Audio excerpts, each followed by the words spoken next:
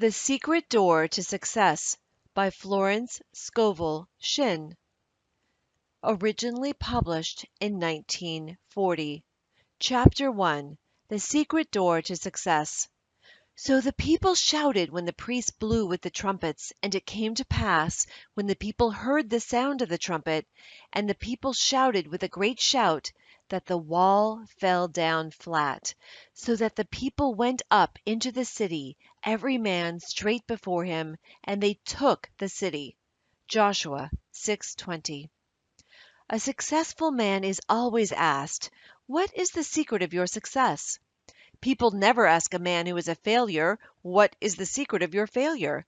It is quite easy to see that no one is interested.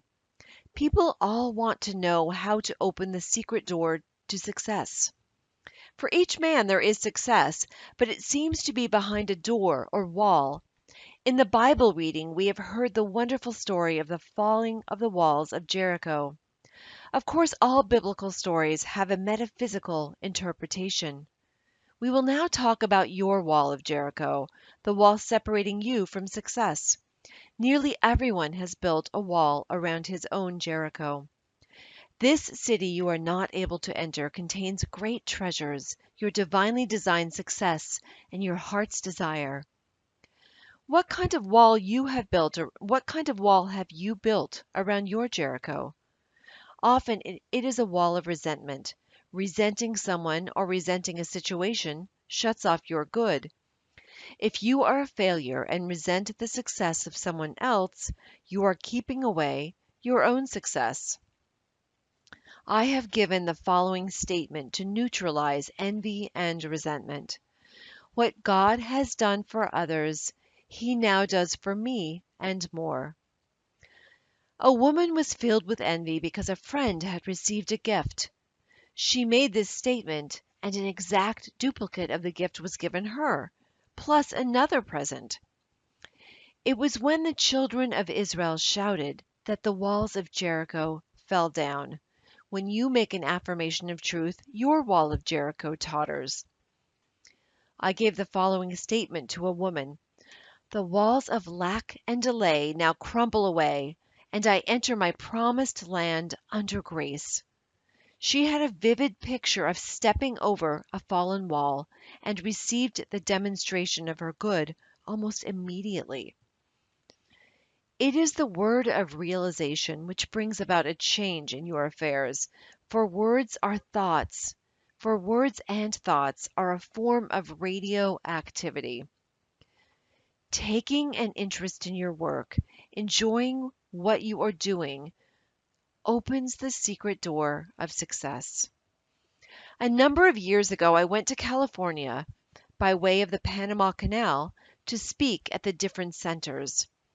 On the boat, I met a man named Jim Tully.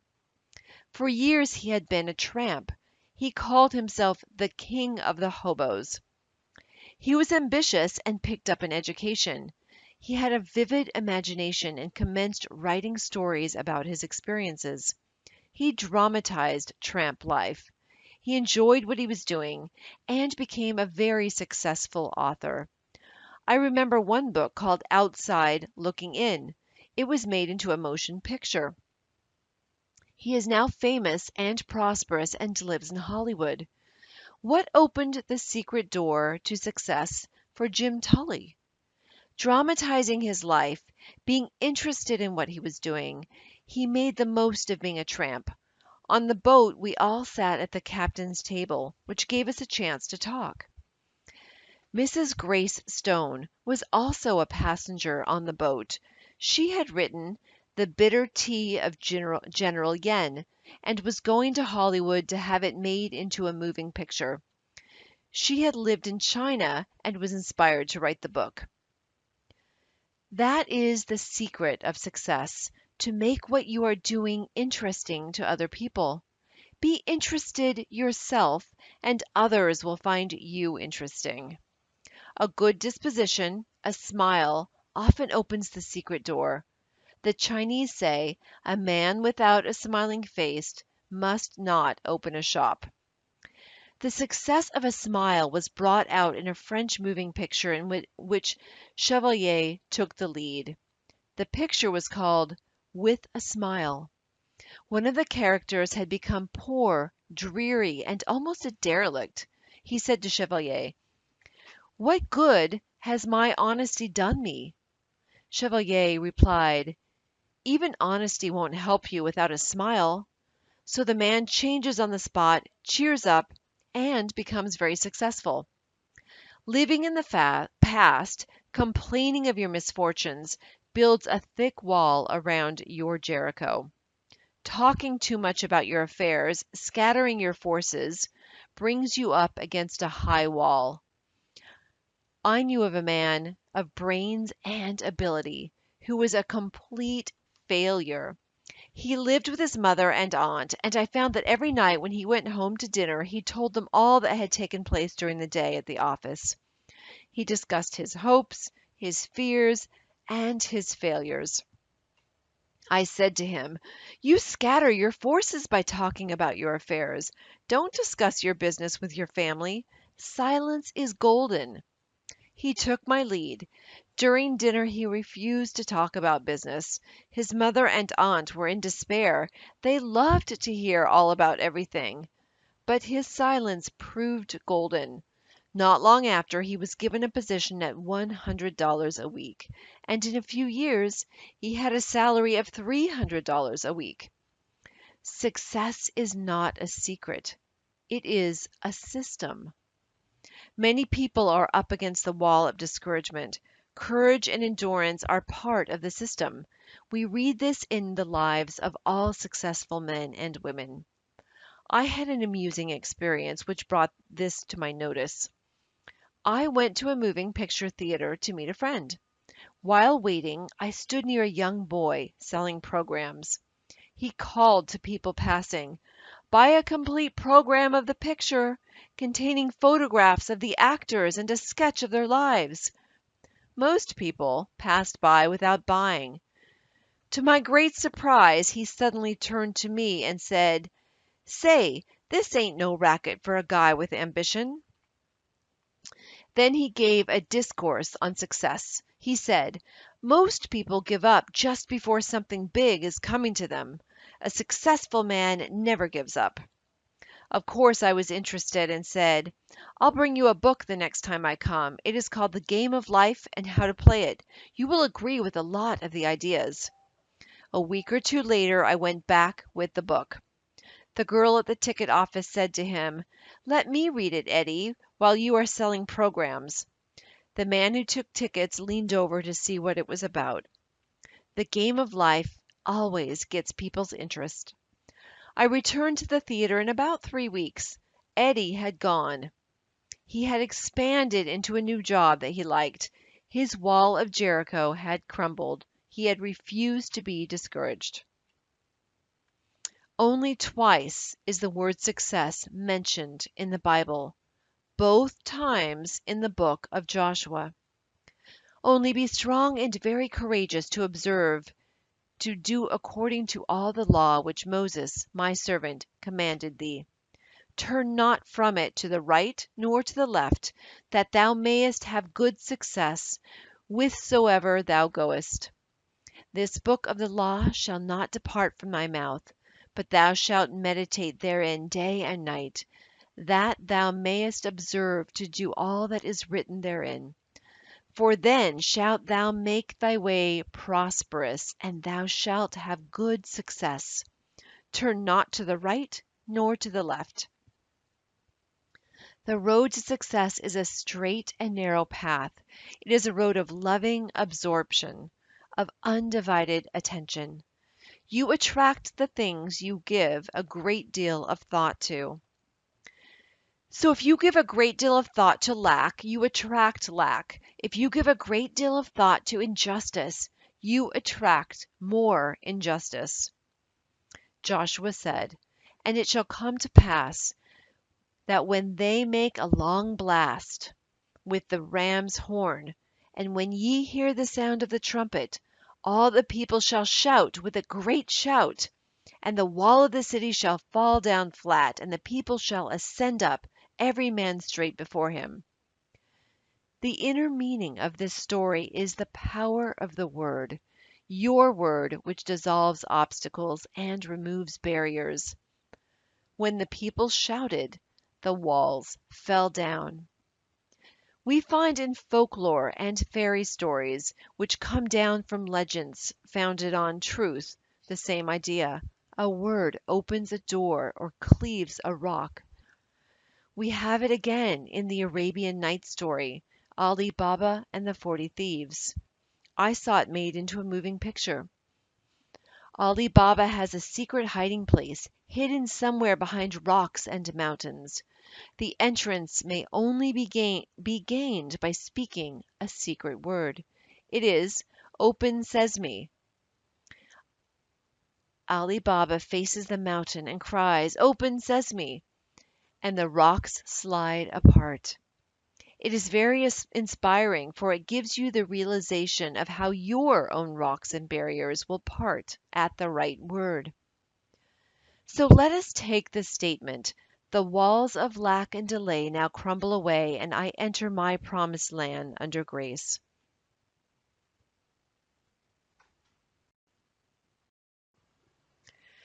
Chapter 2: Bricks without straw. There shall no straw be given you, yet ye shall make bricks without straw. Exodus 5:18. In the 5th chapter of Exodus we have a picture of everyday life when giving a metaphysical interpretation. The children of Israel were in bondage to Pharaoh, the cruel taskmaster, ruler of Egypt. They were kept in slavery making bricks and were hated and despised. Moses had orders from the Lord to deliver his people from bondage. Moses and Aaron went in and told Pharaoh, "Thus saith the Lord God of Israel, Let my people go, that they may hold a feast unto me in the wilderness." Pharaoh not only refused to let them go, but told them he would make their tasks even more difficult. They must now make bricks without straw being provided for them.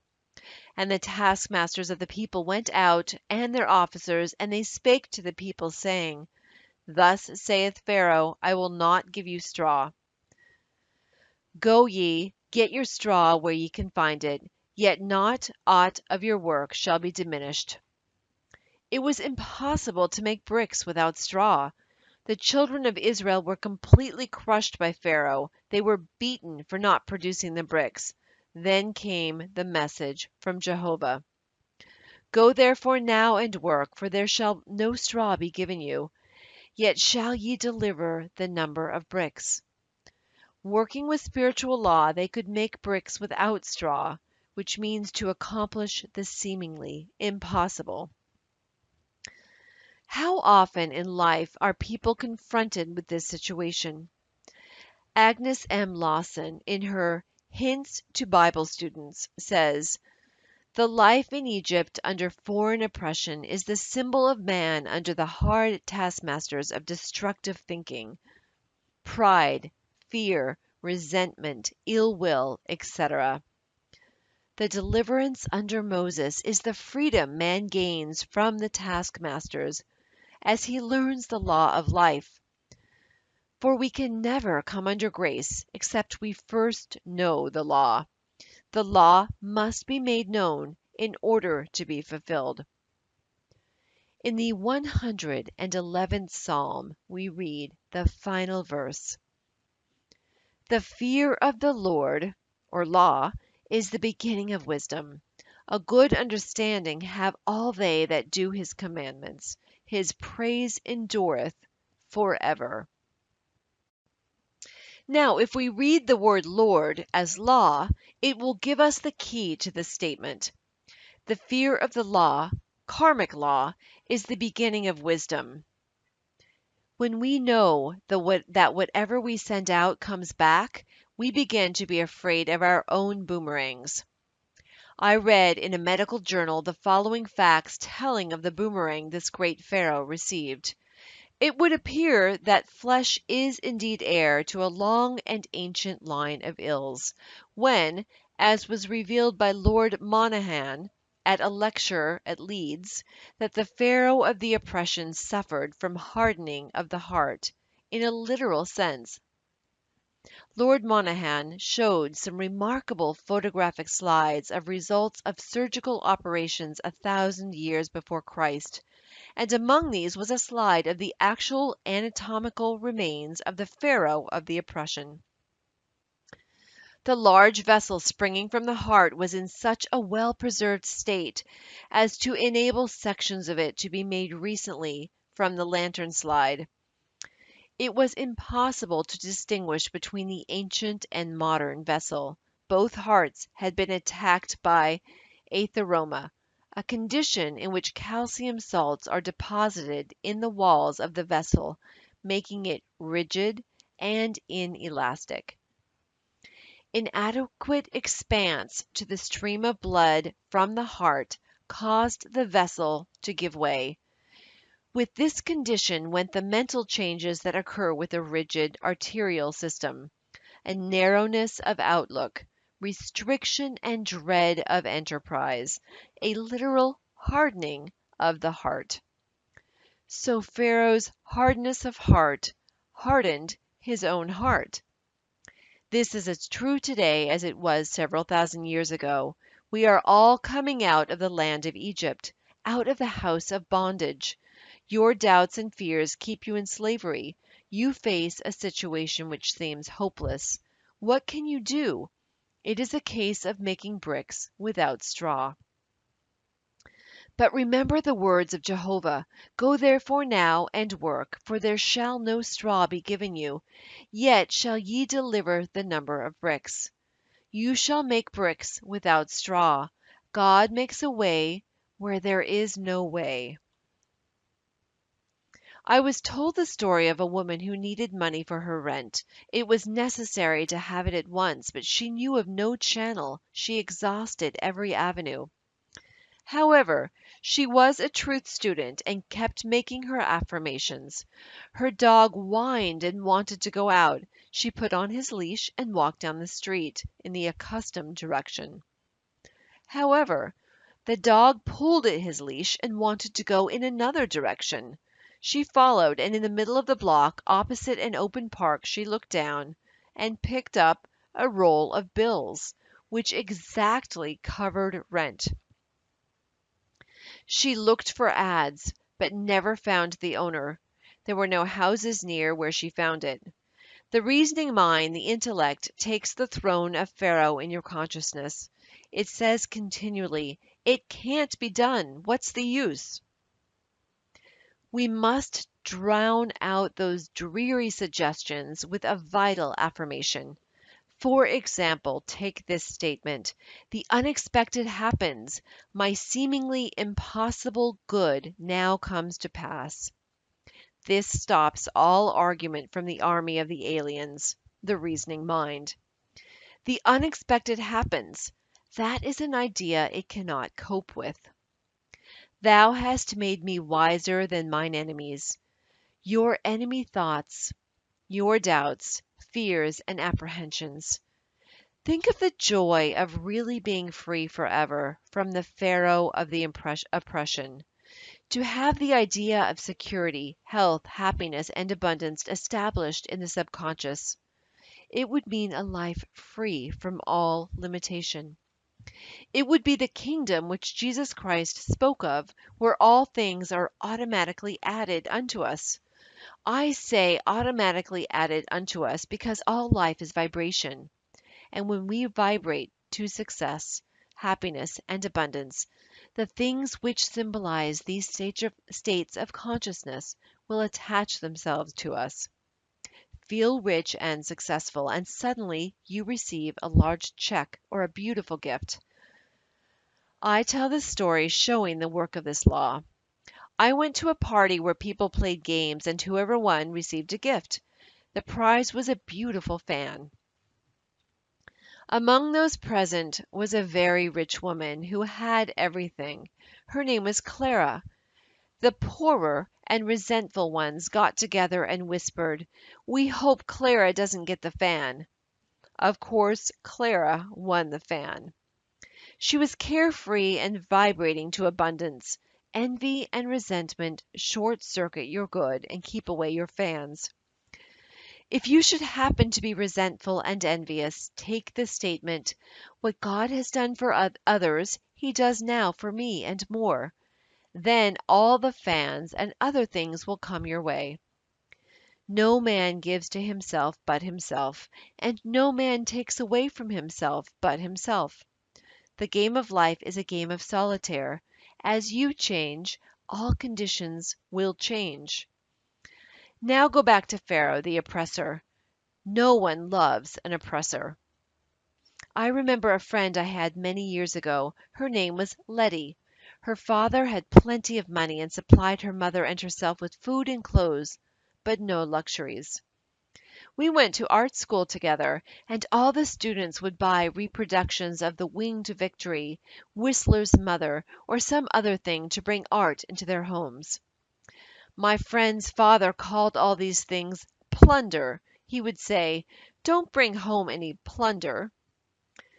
So Letty lived a colorless life without a Winged Victory on her bureau, or Whistler's Mother on her wall. He would often say to my friend and her mother, "When I die, you'll both be well off."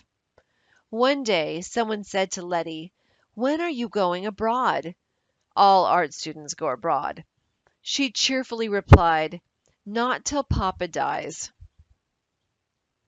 So people always look forward to being free from lack and oppression. Let us now free ourselves from the tyrants of negative thinking. We have been slaves to doubts, fears, and apprehensions, and let us be delivered as Moses delivered the children of Israel and come out of the land of Egypt, out of the house of bondage. Find the thought which is your great oppressor. Find the kingpin.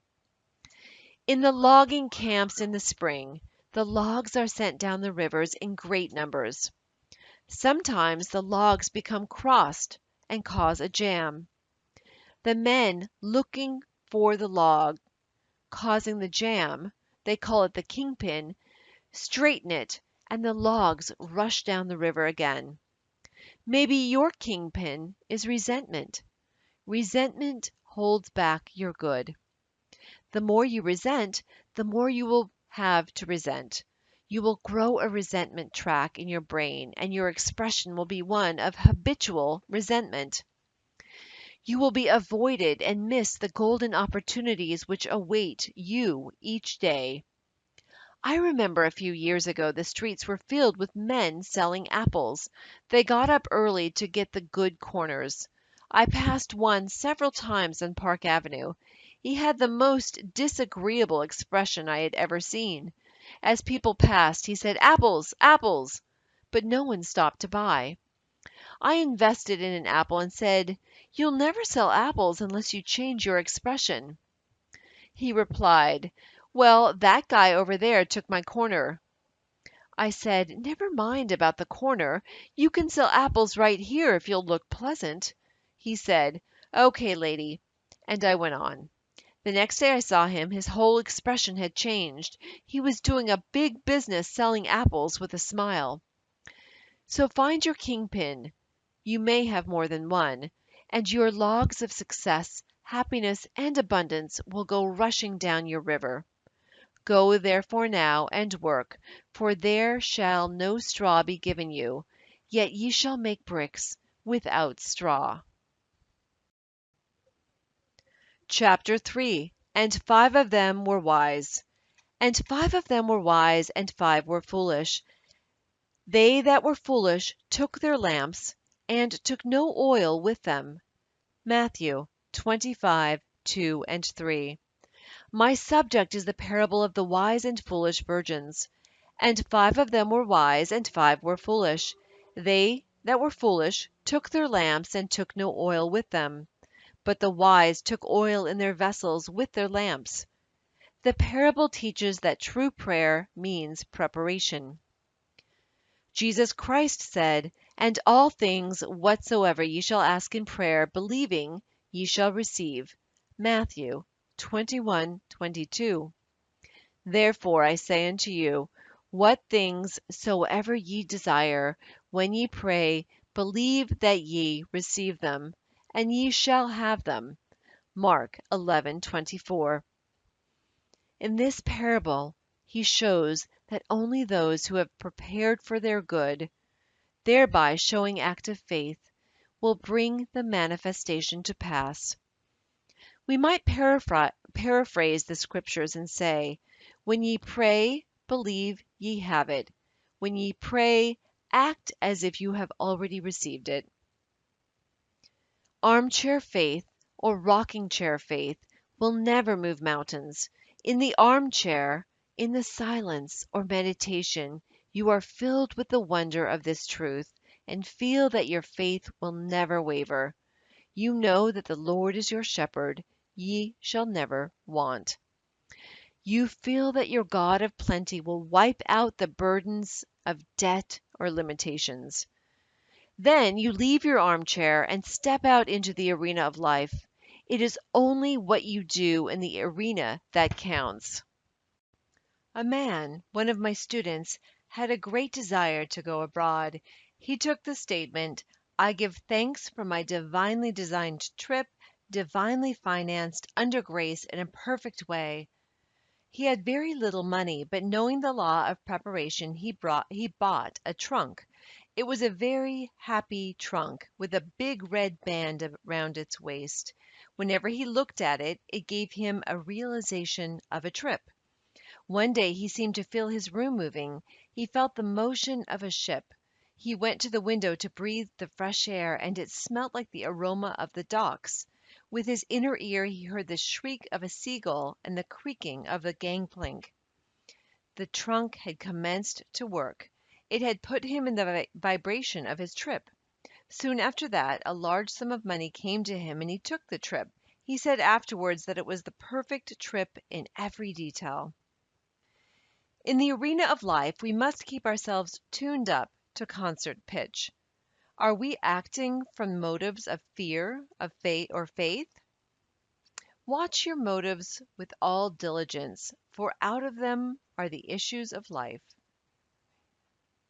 If your problem is a financial one, and it usually is, you must know how to wind yourself up financially and keep wound up by always acting your faith. The material attitude towards money is to trust in your salary, your income, and investments, which can shrink overnight. The spiritual attitude toward money is to trust in God for your supply. To keep your possessions, always realize that they are God in manifestation. What Allah has given cannot be diminished. That if one door shuts, another door immediately opens. Never voice lack or limitation, for by your words you are condemned. You combine with what you notice, and if you are always noticing failure and hard times, you will combine with failure and hard times.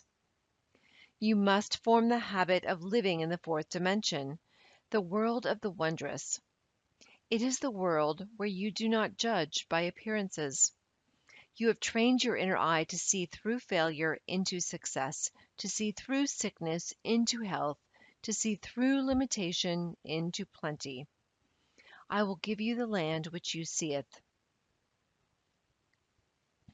The man who achieves success has the fixed idea of success. It is founded on a rock of truth and rightness. If not, it is built upon sand and washed into the sea, returning to its native nothingness. Only divine ideas can endure. Evil destroys itself, for it is a cross current against universal order, and the way of the transgressor is hard. They that were foolish took their lamps and took no oil with them, but the wise took oil in their vessels with their lamps. The lamp symbolizes man's consciousness. The oil is what brings light or understanding. While the bridegroom tarried, they all slumbered and slept. And at midnight there was a cry made, Behold, the bridegroom cometh, go ye out to meet him. Then all those virgins arose and trimmed their lamps. And the foolish said unto the wise, Give us your oil, for our lamps are gone out. The foolish virgins were without wisdom or understanding, which is oil for the consciousness. And when they were confronted with a serious situation, they had no way of handling it. And when they said to the wise, "Give us your oil," the wise answered, saying, "Not so, lest there not be enough for us and you. But go ye rather to them that sell, and buy for yourselves." That means the foolish virgins could not receive more than was in their consciousness, or what they were vibrating to. The man received the trip because it was in his consciousness as a reality. He believed that he had already received. As he prepared for the trip, he was taking oil for his lamps. With realization comes manifestation. The law of preparation works both ways. If you prepare for what you fear or don't want, you begin to attract it. David said, "The thing I feared has come upon me." We hear people say, "I must put away money in case of illness." They are deliberately preparing to be ill. Or, "I'm saving for a rainy day." The rainy day is sure to come at a most inconvenient time. The divine idea for every man is plenty. Your barns should be full, and your cup should flow over. But we must learn to ask rightly. For example, take this statement: "I call on the law of accumulation. My supply comes from God and now pours in and piles up under grace." This statement does not give any picture of stint or saving or sickness. It gives a fourth dimensional feeling of abundance, leaving the channels to infinite intelligence. Every day you must make a choice. Will you be wise or foolish? Will you prepare for your good? Will you take the giant swing into faith? Or will you serve doubt and fear and bring no oil for your lamps? And while they went to buy, the bridegroom came, and they that were ready went in with him to the marriage, and the door was shut. Afterward came also the other virgins, saying, "Lord, Lord, open to us." But he answered and said, "Verily I say unto you, I know you not." You may feel that the foolish virgins paid very dearly for neglecting to bring oil for their lamps, but we are dealing with the law of karma, or the law of comeback. It has been called the Judgment Day, which people usually associate with the end of the world. Your judgment day comes, they say, in sevens: 7 hours, 7 days, 7 weeks, 7 months, or 7 years. It might even come in 7 minutes. Then you pay some karmic debt, the price for having violated spiritual law. You failed to trust God. You took no oil for your lamps. Every day examine your consciousness and see what you are preparing for. You are fearful of lack and hang on to every cent, thereby attracting more lack. Use what you have with wisdom, and it opens the way for more to come to you. In my book, Your Word is Your Wand, I tell about the magic purse. In the Arabian Nights, they tell the story of a man who had a magic purse. As the money went out, immediately money appeared in it again. So I made the statement: "My supply comes from God. I have the magic purse of the Spirit." It can never be depleted. As money goes out, immediately money comes in. In it, it is always crammed, jammed with abundance under grace in perfect ways. This brings a vivid picture to mind. You are drawing on the bank of the imagination. A woman who did not have much money was afraid to pay any bills and see her bank account dwindle. It came to her with great conviction: "I have the magic purse of spirit. It can never be depleted. As money goes out, immediately money comes in." She fearlessly paid her bills, and several large checks came to her that she did not expect. Watch and pray lest ye enter into the temptation of preparing for something destructive instead of something constructive. I knew a woman who told me she always kept a long crape veil in case of funerals. I said to her, "You are a menace to your relatives and are preparing to hurry them all off so that you can wear that veil." She destroyed it. Another woman, who had no money, decided to send her two daughters to college. Her husband scorned the idea and said, "Who will pay their tuition? I have no money for that." She replied, "I know some unforeseen good will come to us." She kept on preparing her daughters for college. Her husband laughed heartily and told all their friends that his wife was sending the girls to college on some unforeseen good. A rich relative suddenly sent her a large sum of money. Some unforeseen good did arrive, for she had shown active faith. I asked what she had said to her husband when the check arrived. She replied, "Oh, I never antagonize George by telling him I am right." So prepare for your unforeseen good. Let every thought and every act express your unwavering faith. Every event in your life is a crystallized idea, something you have invited through either fear or faith, something you have prepared for. So let us be wise and bring oil for our lamps, and when we least expect it, we shall reap the fruits of our faith.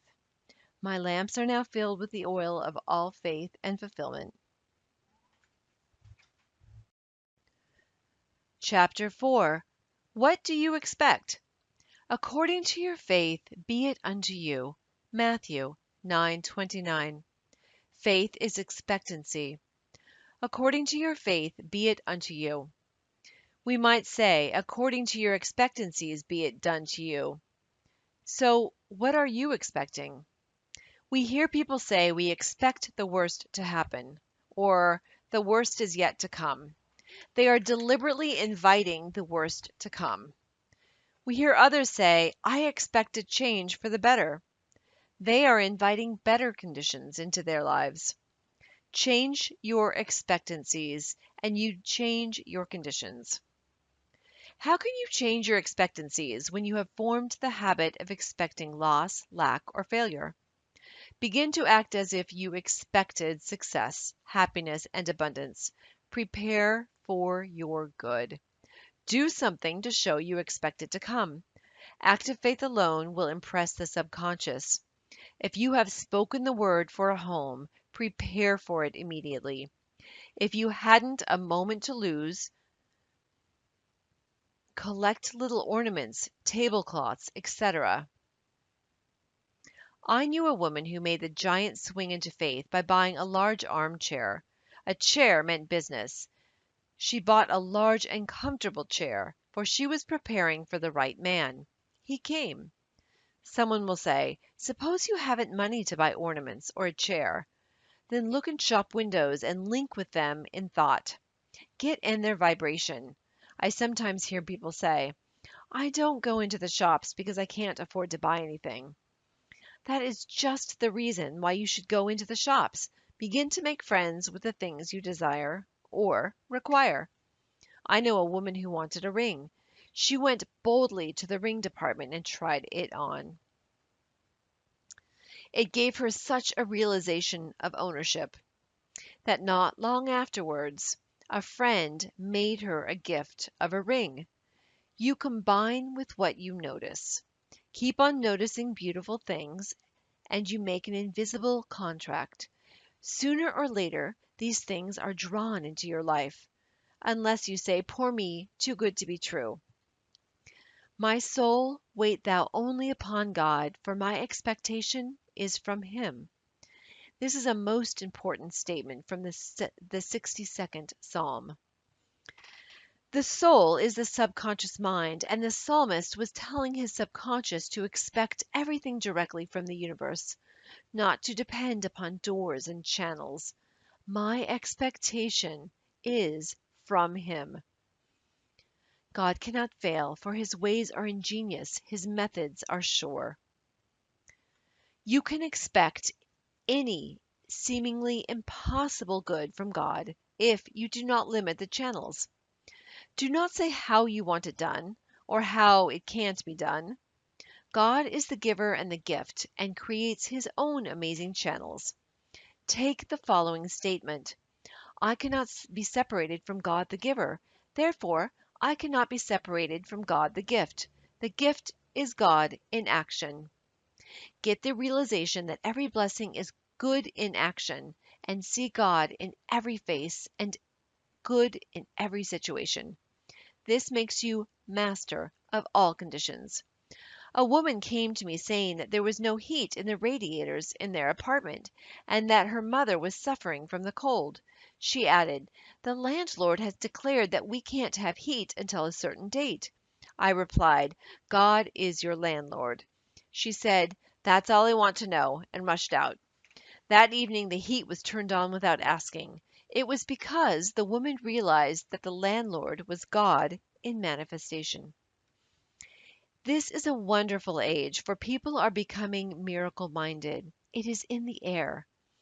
Quoting from an article which I found in the New York Journal and American by John Anderson, it corroborates what I have just said. The title of the article is "Theater Goers Make Hits of Metaphysical Plays." "If," said the cynical manager, who shall be called Brock Pemberton, with a slight accent of sarcasm in his voice, "the other night, on an intermission curbside talk, you fellows," meaning the critics, "know so much about what the New York public wants, why don't you tell me what to produce? Why don't you tell me what sort of play the playgoers want to see?" "I would," I said, "but you wouldn't believe it." "You're hedging," he said. "You don't know, and you're trying to cover up by pretending to know more than you're willing to say. You haven't any more idea than I have this minute what sorts of plays generally succeed." "I have," I said. "There is one surefire success, one theme that works and has always worked, whether it is competing with Boy Meets Girls, mysteries, historical tragedies, or any others. No play on the theme has ever completely failed if it has merit at all, and a lot of poor ones have been big hits." "You're stalling," said Mr. Pemberton. "What sorts of plays are these?" "Metaphysical," I said, fouling slightly with a big word and waiting quietly for the effect. "Metaphysical," said Mr. Pemberton. "You mean metaphysical?" I paused for a moment, and since Mr. Pemberton said nothing, went right on spouting such titles as "The Green Pastures," "The Star Wagon," "Father Malachi's Miracle." Some of these, I added, reached the public over the heads of the critics. But Mr. Pemberton had departed to ask, probably in every theatre in town, "Is there a metaphysician in the house?" People are beginning to realize the power of their words and thoughts. They understand why faith is the substance of the thing they hoped for, the evidence of things not seen. We see the law of expectancy working out through superstition. If you walk under a ladder and expect it to give you bad luck, it will give you bad luck. The ladder is quite innocent. Bad luck came because you expected it.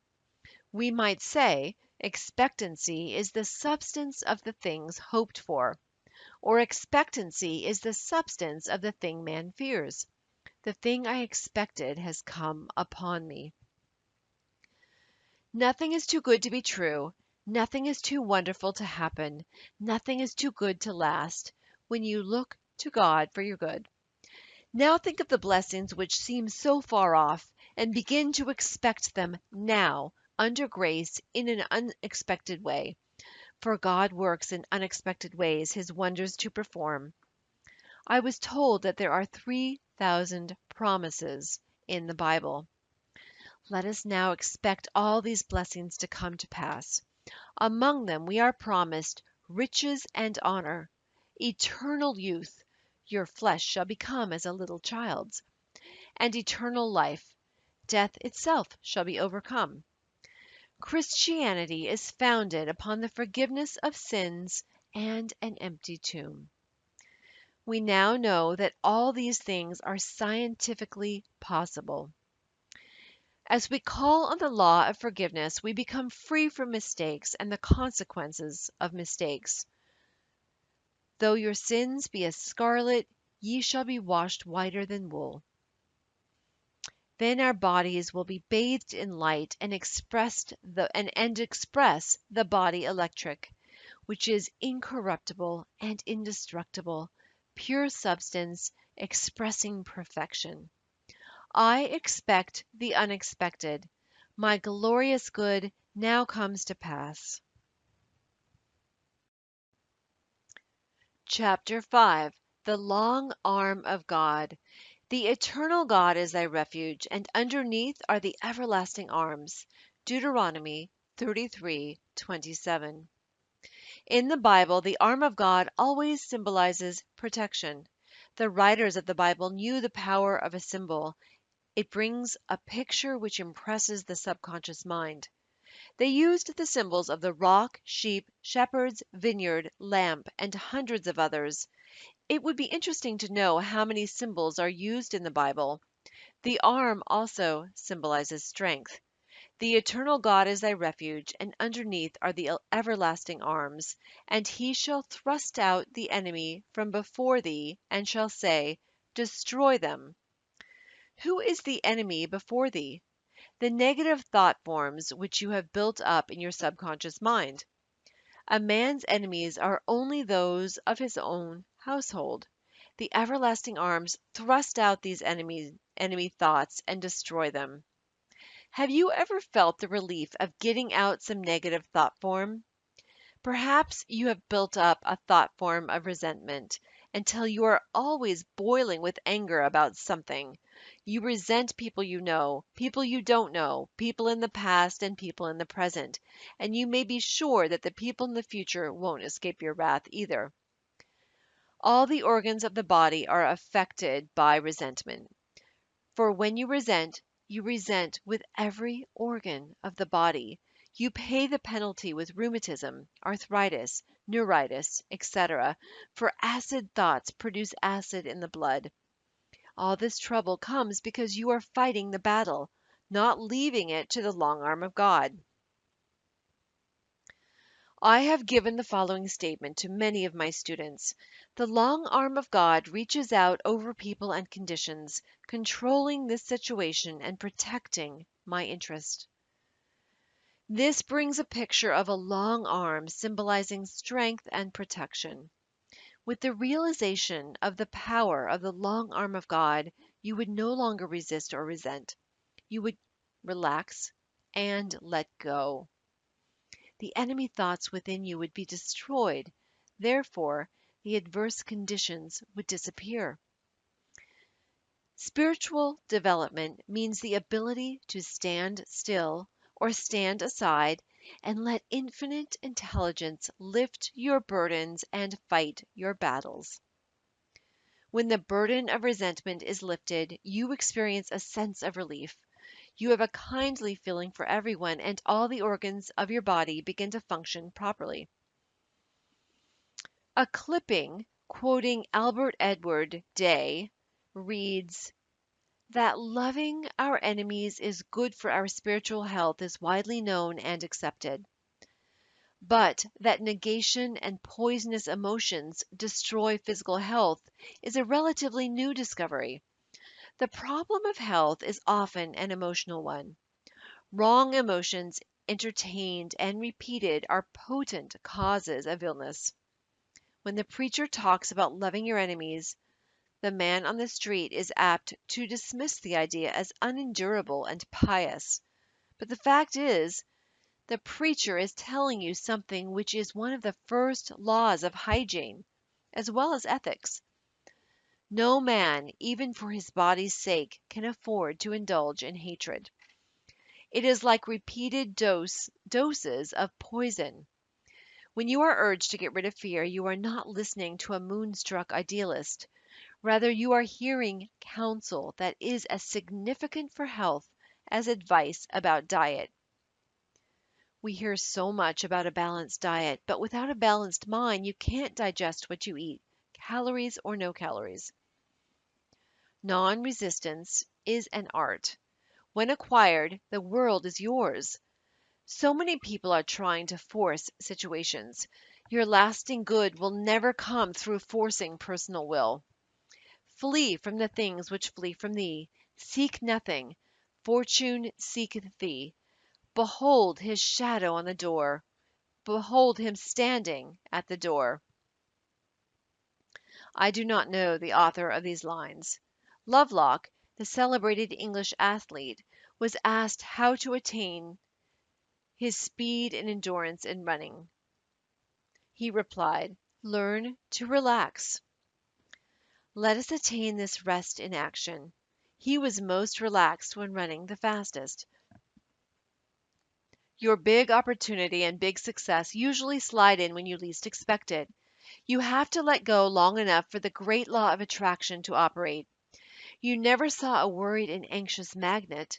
It stands up straight and hasn't a care in the world, because it knows needles can't help jumping to it. The things we rightly desire to come to pass when we have taken the clutch off. I say in my correspondence course, do not let your heart's desire become your heart's disease. You are completely demagnetized when you desire something too intensely. You worry, fear, and agonize. There is an occult law of indifference. None of these things move me. Your ships come in over a don't care sea. Many people in truth antagonize friends because they are too anxious for them to read the books and go to the lectures. The, the meet opposition. A friend took my book, The Game of Life and How to Play It, to her brother's house to read. The young men of the family refused to read it. No nut stuff for them. One of these young men drives a taxicab. One night he drove a taxi which belonged to another man. In going over the car he found a book stuffed away somewhere. It was The Game of Life and How to Play It. The next day he said to his aunt, "I found Miss Shinn's book in the taxi last night. I read it and it's great. There's a lot of good reading in it. Why doesn't she write another book?" God works in roundabout ways, his wonders to perform. I meet unhappy people and a few grateful and contented people. A man said to me one day, "I have a great deal to be thankful for. I have good health, enough money, and I'm still single." The 89th Psalm is very interesting, for we find that two individuals take part: the man who sings the psalm, for all psalms are songs or poems, and Lord God of hosts answers him. It is a song of praise and thanksgiving, extolling the strong arm of God. I will sing of the mercies of the Lord forever. O Lord God of hosts, who is a strong Lord like unto thee? Thou hast a mighty arm, strong is thy hand, and high is thy right hand. Then the Lord of hosts replies, "With whom my hand shall be established, mine arm also shall strengthen him. My mercy will I keep for him for evermore, and my covenant shall stand fast with him." We only hear the words "forevermore" in the Bible and in fairy tales. In the absolute, man is outside of time and space. His good is from everlasting to everlasting. The fairy tales came down from the old Persian legends which were founded upon truth. Aladdin and his wonderful lamp is the outpicturing of the word. Aladdin rubbed the lamp and all his desires came to pass.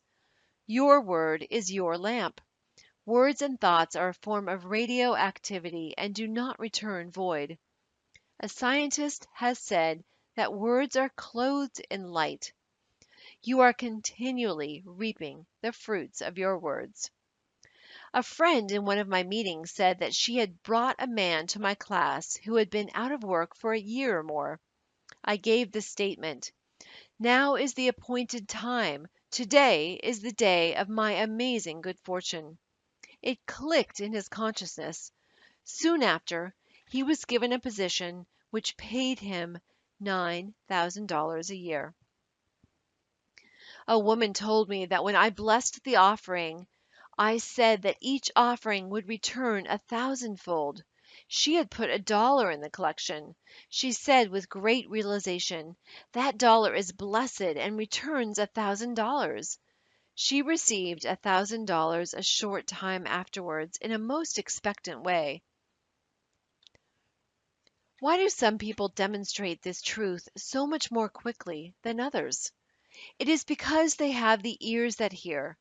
Jesus Christ tells the parable of the man who sowed the seed and it fell upon good ground. The seed is the word. I say, listen for the statement that clicks, the statement that gives you realization. That statement will bear fruit. The other day I went into a shop where I know the employer quite well. I had given one of his employees an affirmation card. I said to him jokingly, "I wouldn't waste an affirmation card on you. You wouldn't use it." He replied, "Oh, sure. Give me one. I'll use it." The following week I gave him a card. Before I left, he rushed up to me excitedly and said, "I made this statement and 2 new customers walked in." It was, "Now is the appointed time. Today is the day of my amazing good fortune." It had clicked. So many people use their words in exaggerated and reckless statements. I find a great deal of material for my talks in the beauty parlor. A young girl wanted a magazine to read. She called to the operator, "Give me something terribly new and frightfully exciting." All she wanted was the latest moving picture magazine. You hear people say, "I wish something terribly exciting would happen." They are inviting some unhappy but exciting experience into their life. Then they wonder why it happens to them. There should be a chair of metaphysics in all colleges. Metaphysics is the wisdom of the ages. It is the ancient wisdom taught all through the centuries in India and Egypt and Greece. Hermes was a great teacher of Egypt. His teachings were closely guarded and have come down to us over 10 centuries. He lived in Egypt and in the days when the present race of men was in its infancy.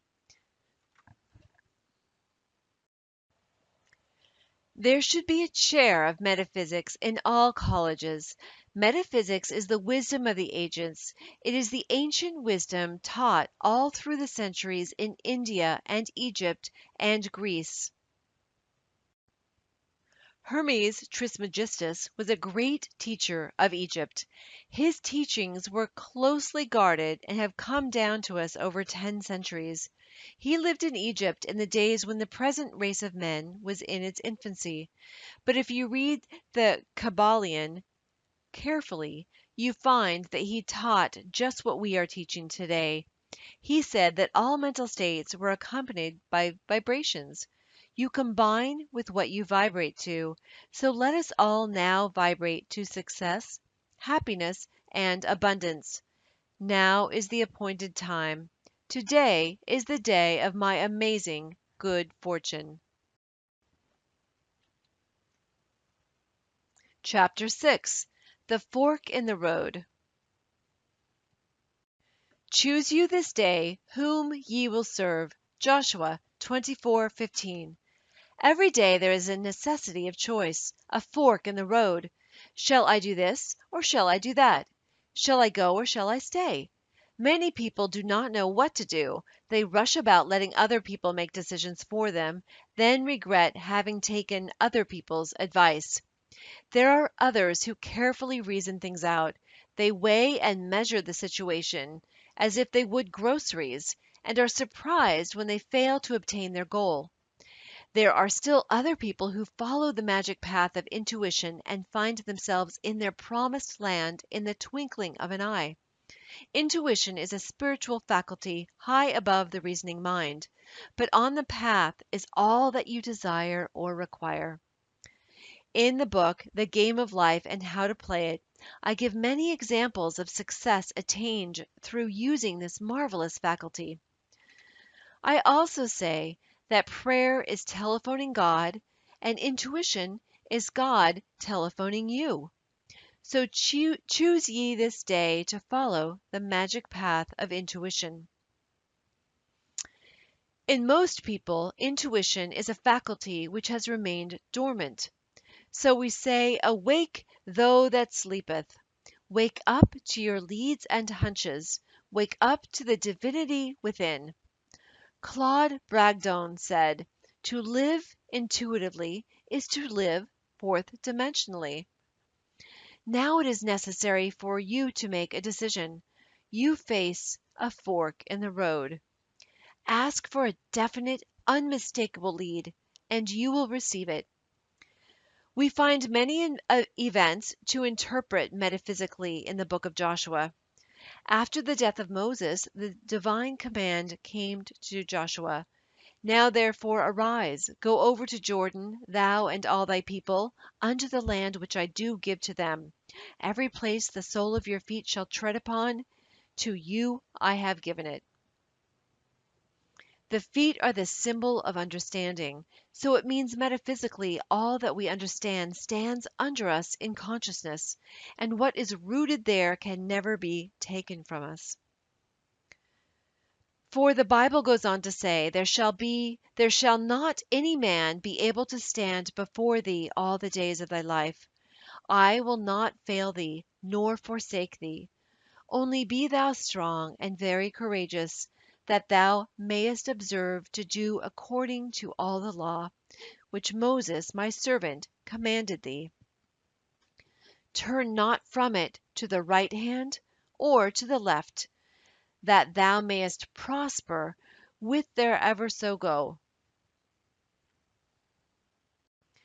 So we find we have success through being strong and very courageous in following spiritual law. We are back again to the fork in the road, the necessity of choice. Choose you this day whom ye shall serve, the intellect or divine guidance. A well-known man who has become a great power in the financial world said to a friend, "I always follow intuition, and I am luck incarnate." Inspiration, which is divine guidance, is the most important thing in life. People come to truth meetings for inspiration.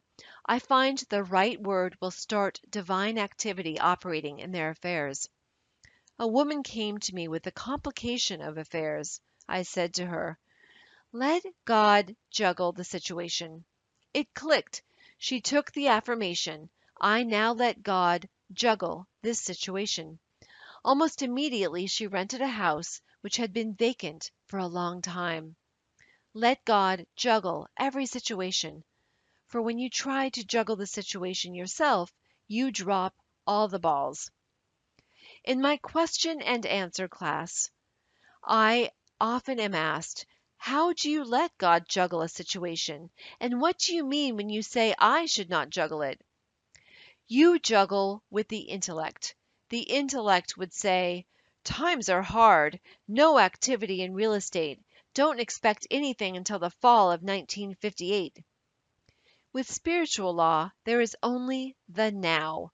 Before you call, you are answered, for time and space are but a dream, and your blessing is there waiting for you to release it by faith and the word. Choose you this day whom you will serve, fear or faith. In every act prompted by fear lies the germ of its own defeat. It takes much strength and courage to trust God. We often trust Him in little things, but when it comes to a big situation, we feel we had better attend to it ourselves. Then comes defeat and failure. The following extract from a letter which I received from a woman in the West shows how conditions can change in the twinkling of an eye. I've had the pleasure of reading your wonderful book, The Game of Life and How to Play It. I have 4 boys, ages 10, 13, 15, and 17, and thought how wonderful for them to grasp it in their early life and to be able to get things which are theirs by divine right. The lady who let me read her copy gave me other things to read, but it seemed when I picked this book up it was magnetic and I could not let go of it. After reading it, I realized I was trying to live divinely, but did not understand the law, or I would have been much further advanced. At first, I thought it quite hard to find a place in the business world after so many years of being a mother. But I got this statement: God makes a way where there is no way, and He did that very thing for me. I am grateful for my position and smile when people say, "How do you do it, manage 4 growing boys, a home, after all the times you have been hospitalized with such major operations, and none of your relatives near you?" I have that statement in my book. God makes a way where there is no way. God made a way for her in business when all her friends said it couldn't be done. The average person will tell you almost anything can't be done. I had an example of this the other day. In a shop I found a delightful little silver drippolator which would make just one cup of anything. I showed it to some friends with enthusiasm, thinking it so very cute, and one said, "It will never work." The other said, "If it belonged to me, I'd throw it away." I stood up for the little drippolator and said I knew it would work, which it did. My friends were simply typical of the average person who says it can't be done.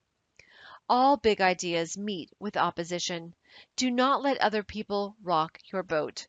Follow the path of wisdom and understanding, and turn not from it to the right hand or to the left, that thou mayest prosper whithersoever thou goest. In the 13th verse of the 24th chapter of Joshua, we read a remarkable statement. "And I have given you a land for which ye did not labor, and cities which ye built not, and ye dwell in them. Of the vineyards and olive yards which ye planted not, do ye eat."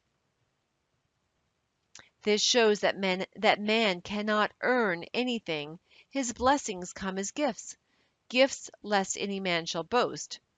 With the realization of wealth, we receive the gift of wealth. With the realization of success, we receive the gift of success, for success and abundance are states of mind.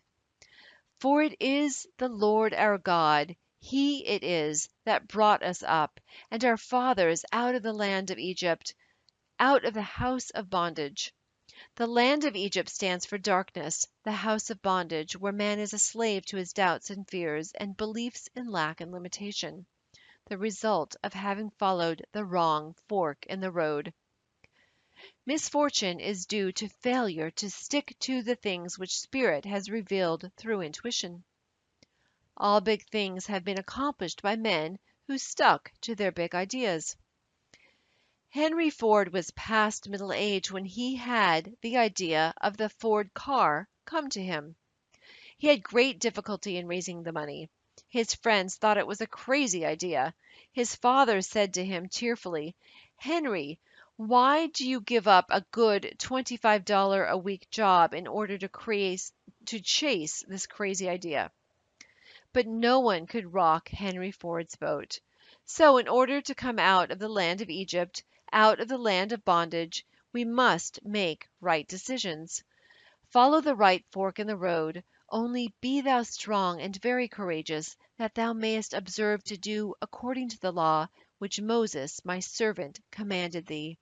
Turn not from it to the right, nor to the left, that thou mayest prosper whithersoever thou goest. So as we reach the fork in the road today, let us fearlessly follow the voice of intuition. The Bible calls it the still small voice.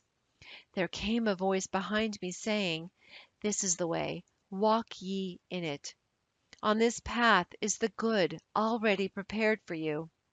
You will find the land for which ye did not labor, and cities which ye built not, and ye dwell in them. Of the vineyards and olive yards which ye planted not, do you eat." I am divinely led. I follow the right fork in the road. God makes a way where there is no way.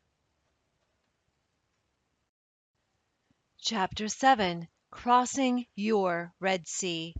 "Speak unto the children of Israel that they go forward." Exodus 14:15. One of the most dramatic stories in the Bible is the episode of the children of Israel crossing the Red Sea. Moses was leading them out of the land of Egypt, where they were kept in bondage and slavery. They were being pursued by the Egyptians. The children of Israel, like most people, did not enjoy trusting God. They did a lot of murmuring. They said to Moses, "Is not this the word that we did tell thee in Egypt, saying, Let us alone that we may serve the Egyptians? For it had been better for us to serve the Egyptians than that we should die in the wilderness." And Moses said unto the people, fear ye not, stand still, and see the salvation of the Lord, which he will show to you today. For the Egyptians, whom ye have seen today, ye shall see them again no more forever. The Lord shall fight for you, and ye shall hold your peace. We might say that Moses pounded faith into the children of Israel. They preferred being slaves to their old doubts and fears, for Egypt stands for darkness, than to take the giant swing into faith and pass through the wilderness into their promised land. There is indeed a wilderness to pass through before your promised land is reached. The old doubts and fears encamp round about you, but there is always someone to tell you to go forward. There is always a Moses on your pathway. Sometimes it is a friend, sometimes it is intuition. And the Lord said to Moses, Wherefore criest thou unto me? Speak unto the children of Israel that they go forward. But lift thou up thy rod, and stretch out thine hand over the sea, and divide it, and the children of Israel shall go on dry ground through the midst of the sea. And Moses stretched out his hand over the sea, and the Lord caused the sea to go back by a strong east wind all that night, and made the sea dry land, and the waters were divided. And the children of Israel went into the midst of the sea upon the dry ground, and the waters were a wall unto them on their right hand and on their left. And the Egyptians pursued and went in after them to the midst of the sea, even all Pharaoh's horses, his chariots, and his horsemen. And the Lord said unto Moses, Stretch out thine hand over the sea, that the waters may come again upon the Egyptians, upon their chariots, and upon their horsemen. And Moses stretched forth his hand over the sea, and the sea returned, and the Egyptians fled against it, and the Lord overthrew the Egyptians in the midst of the sea. And the waters returned and covered the chariots and the horsemen, and all the host of Pharaoh that came into the sea after them. There remained not so much as one of them. Now remember, the Bible is talking about the individual. It is talking about your wilderness, your Red Sea, your promised land. Each one of you has a promised land, a heart's desire, but you have been so enslaved by the Egyptians, your negative thoughts, that it seems very far away and too good to be true. You consider trusting God a very risky proposition. The wilderness might prove worse than the Egyptians. And how do you know your promised land really exists? The reasoning mind will always back up the Egyptians. But sooner or later something says, go forward. It is usually circumstance. You are driven to it. I give the example of a student. She is a very marvelous pianist and had great success abroad. She came back with a book full of press clippings and a happy heart. A relative took an interest in her and said she would back her financially for a concert tour. They chose a manager who took charge of the expenses and attended to her bookings. After a concert or two, there were no more funds. The manager had taken them. My friend was left stranded, desolate, and disappointed. This was about the time that she came to me. She hated the man, and it was making her ill. She had very little money and could afford only a cheerless room where her hands were often too cold to practice. She was indeed in bondage to the Egyptians: hate, resentment, lack, and limitation. Someone brought her to one of my meetings, and she spoke to me and told her story. I said, in the first place, you must stop hating that man. When you are able to forgive him, your success will come back to you. You are taking your initiation in forgiveness. It seemed a pretty big order, but she tried and came regularly to all my meetings. In the meantime, the relative had started a suit to recover the money. Time went on, and it never came to court. My friend had got a call to go to California. She was no longer disturbed by the situation and had forgiven the man. Suddenly, after about 4 years, she was notified that the case had come to court. She called me upon her arrival in New York and asked me to speak the word for rightness and justice. They went at the time appointed, and it was all settled out of court, the man restoring the money by monthly payments. She came to me overflowing with joy, for she said, I hadn't the least resentment toward the man. He was amazed when I greeted him cordially. Her relatives said that all the money was to go to her, so she found herself with a big bank account. Now she will soon reach her promised land. She came out of the house of bondage, of hate and resentment, and crossed her Red Sea. Her goodwill toward the man caused the waters to part, and she crossed over on dry land. Dry land symbolizes something substantial under your feet, the feet symbolizing understanding. Moses stands out as one of the greatest figures in biblical history. It came to Moses to move from Egypt with his nation. The task before him was not only the unwillingness of Pharaoh to let go of those whom he had made into profitable slaves, but also to stimulate to open rebellion this nation which had lost its initiative under the hardships of its taskmasters. It required extraordinary genius to meet this condition, which Moses possessed with self-abnegation and the courage of his own convictions. Self-abnegation, he was called the meekest of men. We have often heard the expression, as meek as Moses. He was so meek toward the commands of the Lord that he became one of the strongest of men. The Lord said to Moses, Lift thou up thy rod, and stretch out thine hand over the sea, and divide it, and the children of Israel shall go on dry ground through the midst of the sea.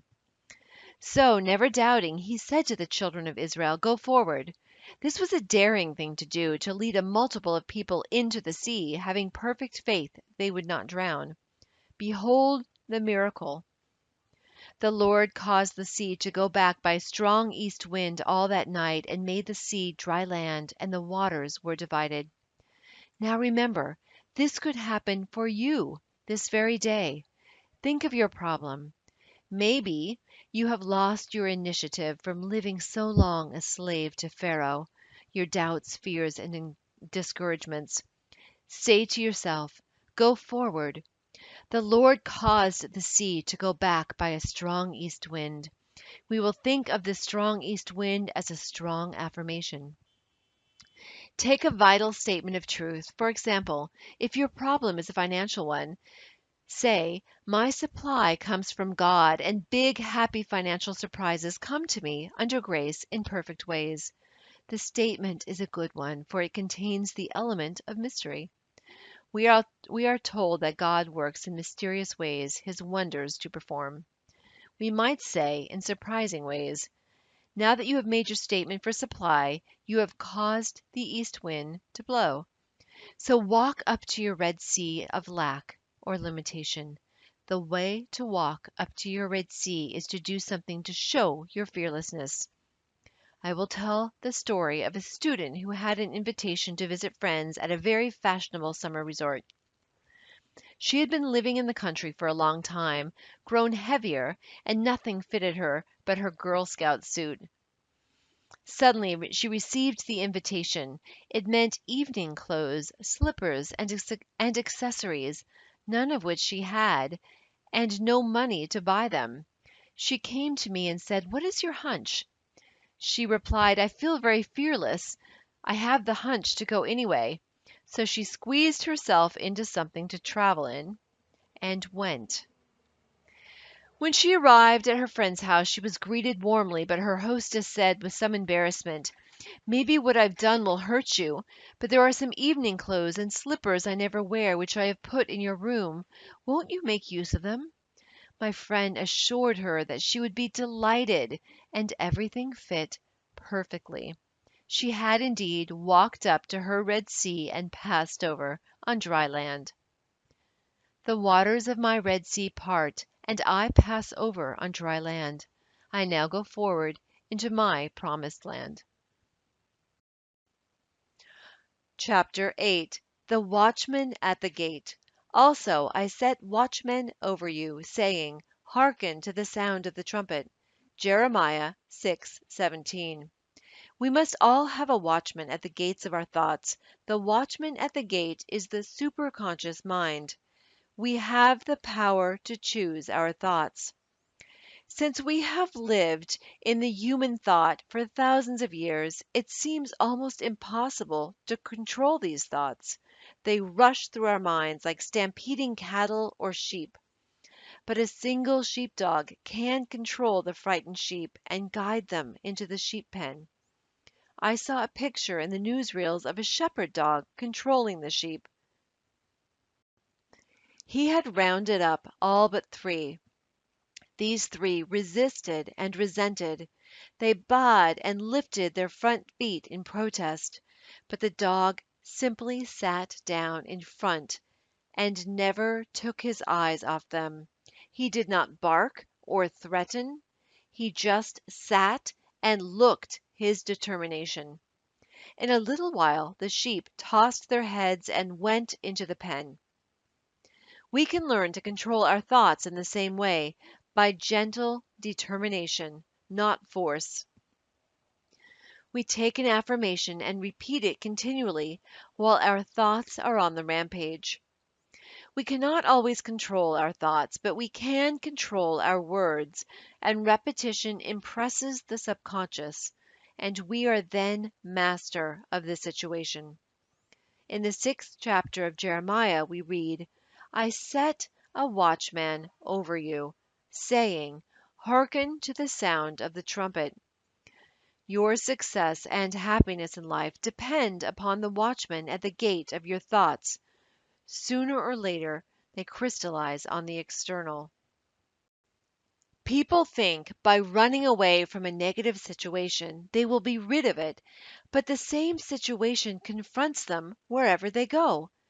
They will meet the same experiences until they have learned their lessons. This idea is brought out in the moving picture, The Wizard of Oz. The little girl Dorothy is very unhappy because the mean woman in the village wants to take away her dog, Toto. She goes in despair to confide in her Aunt Em and Uncle Henry, but they are too busy to listen and tell her to run along. She says to Toto, There is somewhere a wonderful place high above the skies where everybody is happy and no one is mean. How she would love to be there. A Kansas cyclone suddenly comes along and she and Toto are lifted high in the sky to the land in the country of Oz. Everything seems very delightful at first, but soon she has the same old experiences. The mean old woman of the village has turned into a terrible witch and is still trying to get Toto from her. How she wishes she could be back in Kansas. She is told to find the Wizard of Oz. He is all-powerful and will grant her request.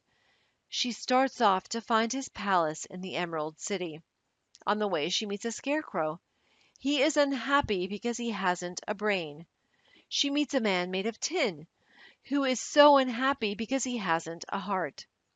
Then she meets a lion who is so unhappy because he has no courage. She cheers them up by saying, We'll all go to the Wizard of Oz, and he'll give what we want. The Scarecrow a brain, the Tin Man a heart, and the Lion courage. They encounter terrible experiences, for the bad witch is determined to capture Dorothy and take away Toto and the ruby slippers which protect her. At last they reach the Emerald Palace of the Wizard of Oz. They ask for an audience, but are told no one has ever seen the Wizard of Oz, who lives mysteriously in the palace. But through the influence of the Good Witch of the North, they enter the palace. There they discover the wizard is just a fake magician from Dorothy's hometown in Kansas. They are all in despair because their wishes cannot be granted. But then the good witch shows them that their wishes have already been granted. The scarecrow has developed a brain by having to decide what to do in the experiences he has encountered. The Tin Man finds he has a heart because he loves Dorothy, and the lion has become courageous because he has had to show courage in his many adventures. The Good Witch from the North says to Dorothy, "What have you learned from your experiences?" And Dorothy replies, "I have learned that my heart's desire is in my own home and in my own front yard." So the Good Witch waves her wand, and Dorothy is at home again. She wakes up and finds that the Scarecrow, the Tin Man, and the Lion are the men who work on her uncle's farm. They are so glad to have her back. This story teaches that if you run away from your problems will run after you. Be undisturbed by a situation, and it will fall away of its own weight. There is an occult law of indifference. None of these things move me. None of these things disturb me, we might say in modern language. When you can no longer be disturbed, all disturbance will disappear from the external. When your eyes have seen your teachers disappear. I set watchmen over you saying, "Hearken to the sound of the trumpet." A trumpet is a musical instrument used in olden times to draw people's attention to something, to victory, to order. You will form the habit of giving attention to every thought and word when you realize their importance. The imagination, the scissors of the mind, is constantly cutting out the events to come into your mind. Many people are cutting out fear pictures, seeing things which are not divinely planned. With the single eye, man sees only the truth. He sees through evil, knowing that out of it comes good.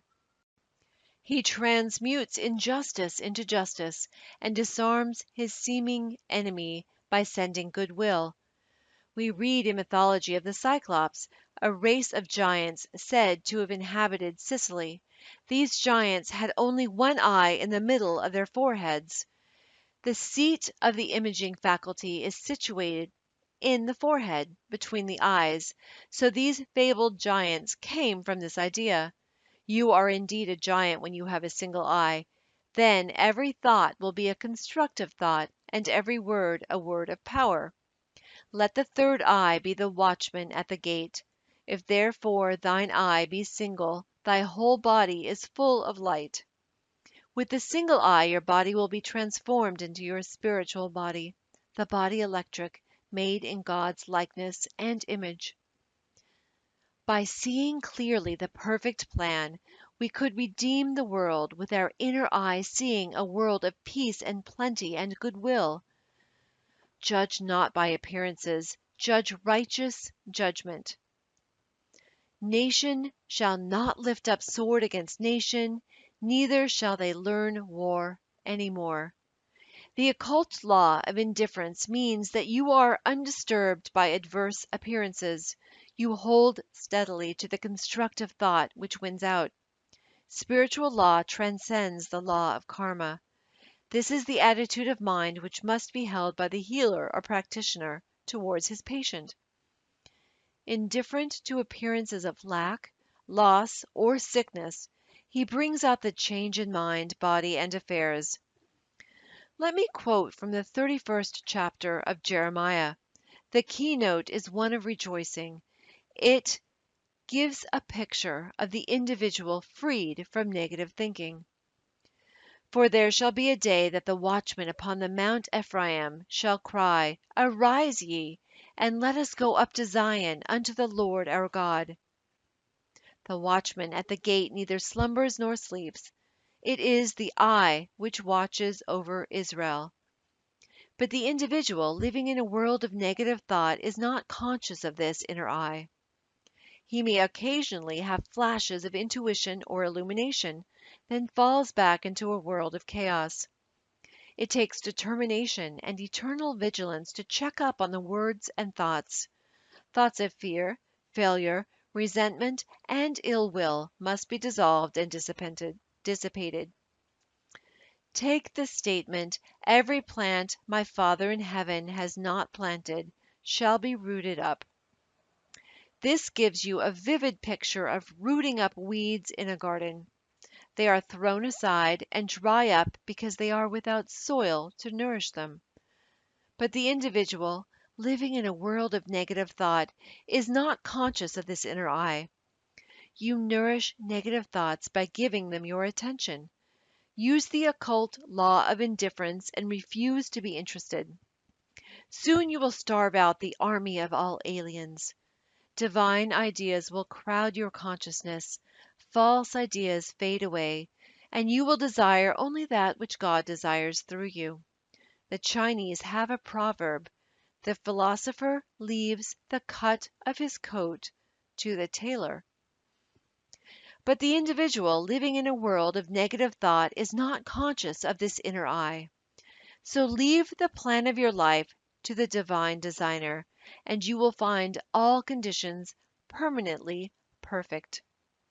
The ground I am on is holy ground. I now expand rapidly into the divine plan of my life, where all conditions are permanently perfect. Chapter 9: The Way of Abundance. Then shalt thou lay up gold as dust. Job 22:24. The way of abundance is a one-way street. As the old saying is, there are no two ways about it. You are either heading for lack or heading for abundance. The man with a rich consciousness and the man with a poor consciousness are not walking on the same mental street. There is a lavish supply divinely planned for each individual. The rich man is tapping it, for rich thoughts produce rich surroundings. Change your thoughts, and in the twinkling of an eye all your conditions change. Your world is a world of crystallized ideas, crystallized words. Sooner or later you reap the fruits of your words and thoughts. Words are bodies or forces which move spirally and return in due season to cross the lives of their creators. People who are always talking lack and limitation reap lack and limitation. You cannot enter the kingdom of abundance bemoaning your lot. I know a woman who has always been limited in her ideas of prosperity. She was continually making her old clothes do instead of buying new clothes. She was very careful of what money she had, and was always advising her husband not to spend so much. She said repeatedly, "I don't want anything I can't afford." She couldn't afford much, so she didn't have much. Suddenly her whole world cracked up. Her husband left her, weary of her nagging and limited thoughts. She was in despair when one day she came across a book on metaphysics. It explained the power of thoughts and words. She realized that she had invited every unhappy experience by wrong thinking. She laughed heartily at her mistakes and decided to profit by them. She determined to prove the law of abundance. She used what money she had fearlessly to show her faith in her invisible supply. She relied on God as the source of her prosperity. She no longer voiced lack and limitation. She kept herself feeling and looking prosperous. Her old friends scarcely recognized her. She had swung into the way of abundance. More money came to her than she had ever had before.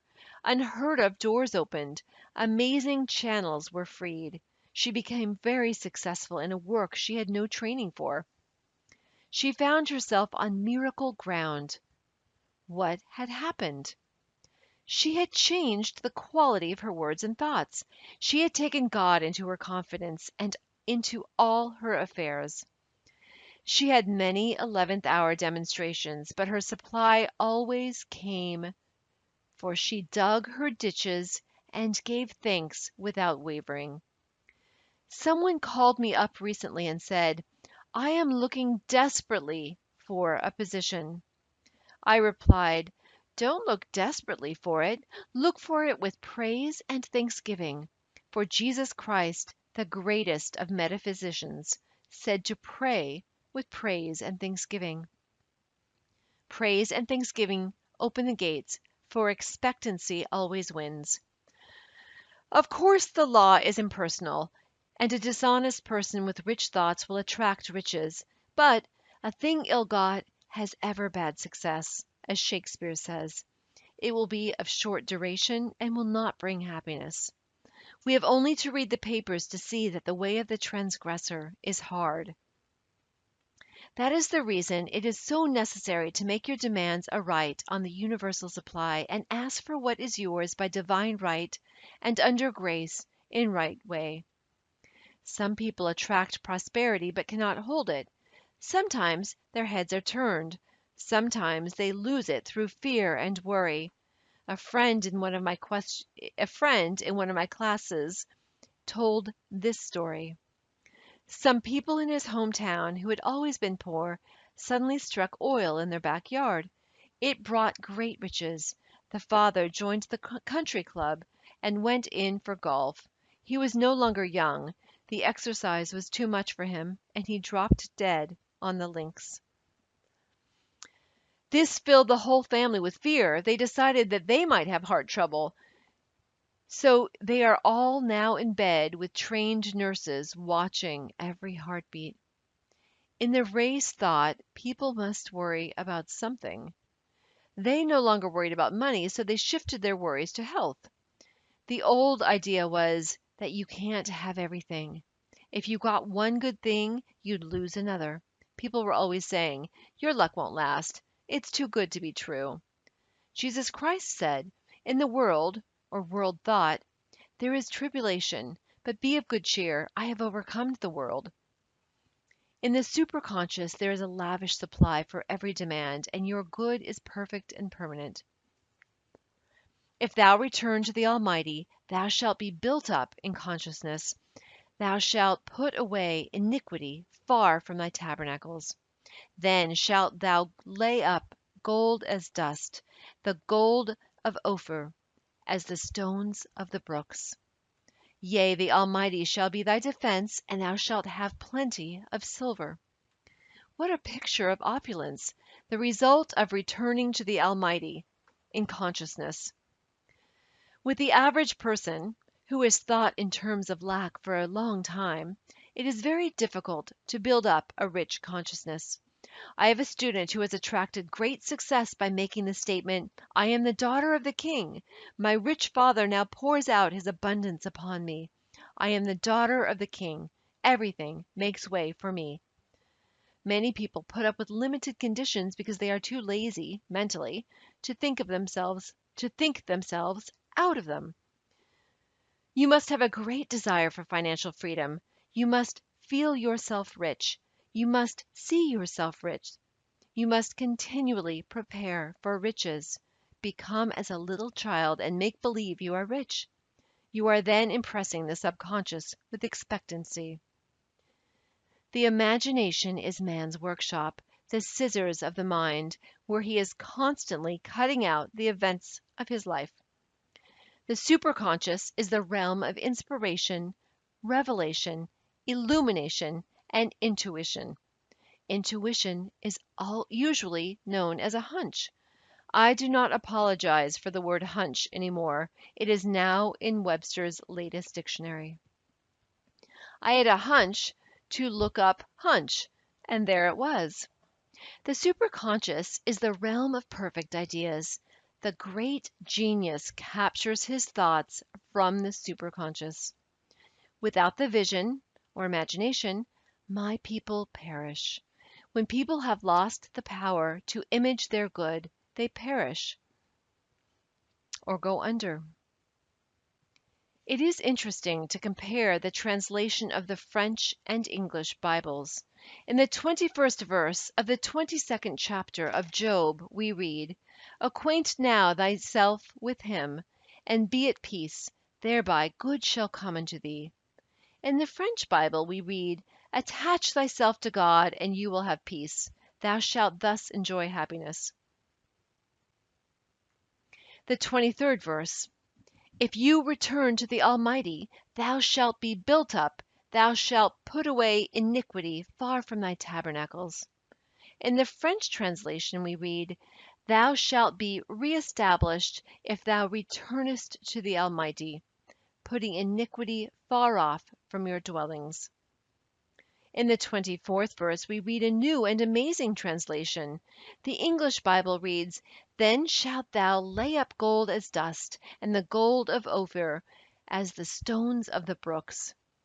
The French Bible says, Throw gold into the dust, the gold of Ophir amongst the pebbles of the torrents, and the Almighty shall be thy gold, thy silver, thy riches. This means if people are depending entirely on their visible supply, it is even better to throw it away and trust absolutely to the Almighty for gold, silver, and riches. I give an example in the story told to me by a friend. A priest went to visit a nunnery in France where they had fed many children. One of the nuns, in despair, told the priest they had no food. The children must go hungry. She said that they had but one piece of silver, about the value of $0.25. They needed food and clothing. The priest said, Give me the coin. She handed it to him, and he quickly threw it out the window. Now, he said, rely entirely upon God. Within a short time, friends arrived with plenty of food and gifts of money. This doesn't mean to throw away what money you have. Depend upon your invisible supply, the bank of the imagination. Let us now attach ourselves to God and have peace, for He shall be our gold, our silver, and our riches. The inspiration of the Almighty shall be my defense, and I shall have plenty of silver. Chapter 10. I shall never want. The Lord is my shepherd, I shall not want. Psalms 23:1. The 23rd Psalm is the best known of all the Psalms. We might say that it is the keynote to the message of the Bible. It tells man he shall never want when he has the realization or conviction that the Lord is his shepherd, the realization that infinite intelligence supplies every need. If you get this conviction today, every need will be met now and forevermore. You will draw instantly from the abundance of the spheres, wherever you desire or require, whatever you desire or require, for what you need is already on your pathway. A woman suddenly had the realization, the Lord is my shepherd, I shall never want. She seemed to be touching her invisible supply. She felt outside of time and space. She no longer relied on the external. Her first demonstration was a small but necessary one. She needed at once some large paper clips, but had no time to go to the stationer's to buy them. In looking for something else, she opened a little used chest, and in it she found about a dozen large paper clips. She felt that the law was working and gave thanks. Then some needed money appeared. Things large and small came her way. Since then she has relied upon the statement, "The Lord is my shepherd, I shall never want." We used to hear people say, "I do not think it is right to ask God for money or things." They did not realize that this creative principle is within each man. True spirituality is proving God as your supply daily, not just once in a while. Jesus Christ knew this law, for whatever he desired or required appeared immediately on his pathway, the loaves and fishes, and money from the fish's mouth. With this realization, all hoarding and saving would disappear. This does not mean that you should not have a bank account and investments, but it does mean that you should not depend upon them. For if you had a loss in one direction, you would have a gain in another. Always your barns would be full and your cup flow over. Now, how does one make this contact with the invisible supply? By taking a statement of truth which clicks and gives you realization. This is not open to a chosen few. Whosoever calleth on the name of the Lord shall be delivered. The Lord is your shepherd and my shepherd and everybody's shepherd. God is the supreme intelligence devoted to supplying man's need. The explanation is that man in God is action.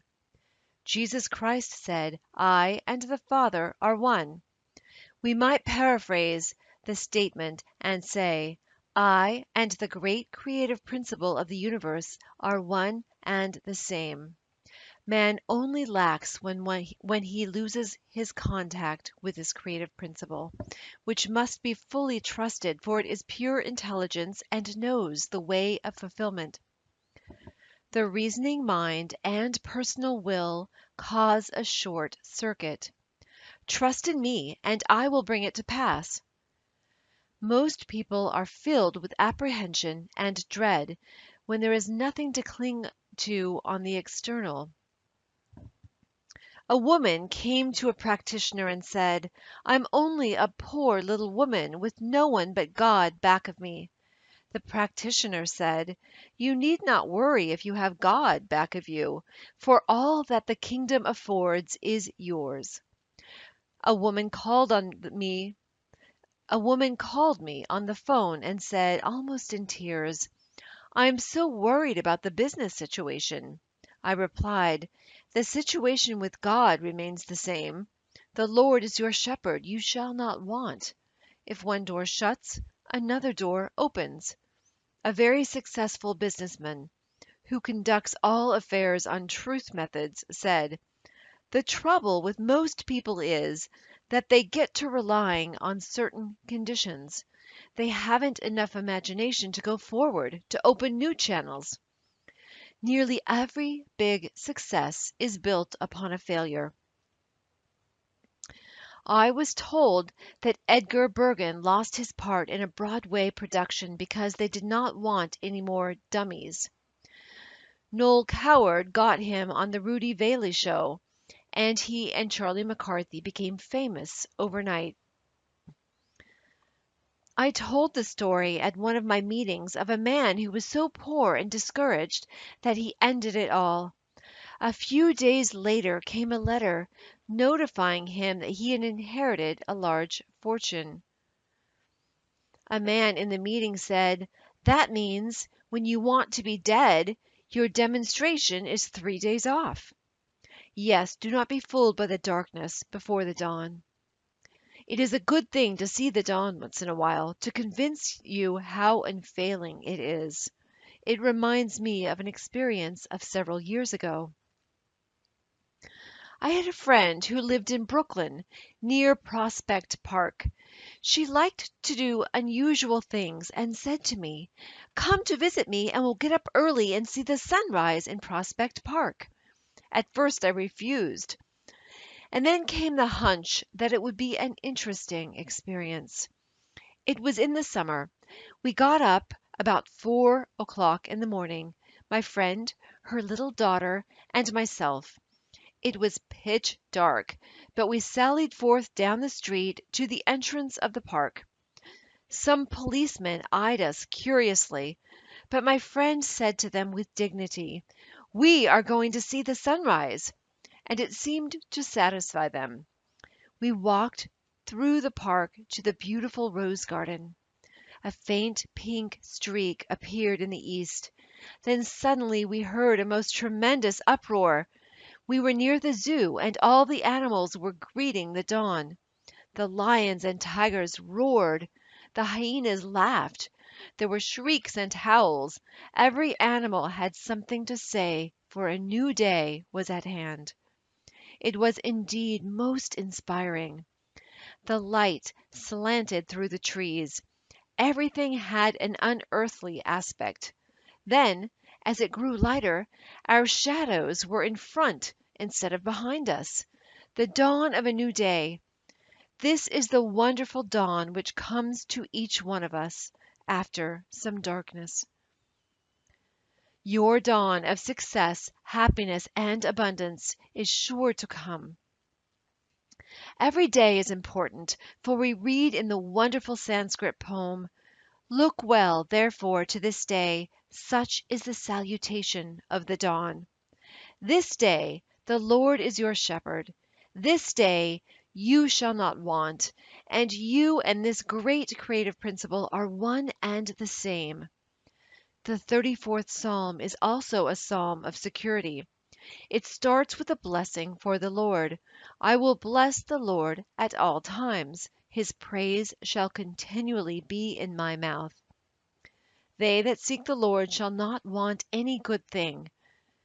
Seeking the Lord means that man must make the first move. Draw near to me, and I will draw near to thee, saith the Lord. You seek the Lord by making your affirmations, expecting and preparing for your good. If you ask for success and prepare for failure, you will receive the thing you have prepared for. I tell in my book, The Game of Life and How to Play It, of a man who asked me to speak the word that all his debts be wiped out. After the treatment, he said, "Now I'm thinking what I'll say to the people when I haven't the money to pay them." A treatment won't help you if you haven't faith in it, for faith and expectancy impresses the subconscious mind with pictures of fulfillment. In the 23rd Psalm we read, "He restoreth my soul."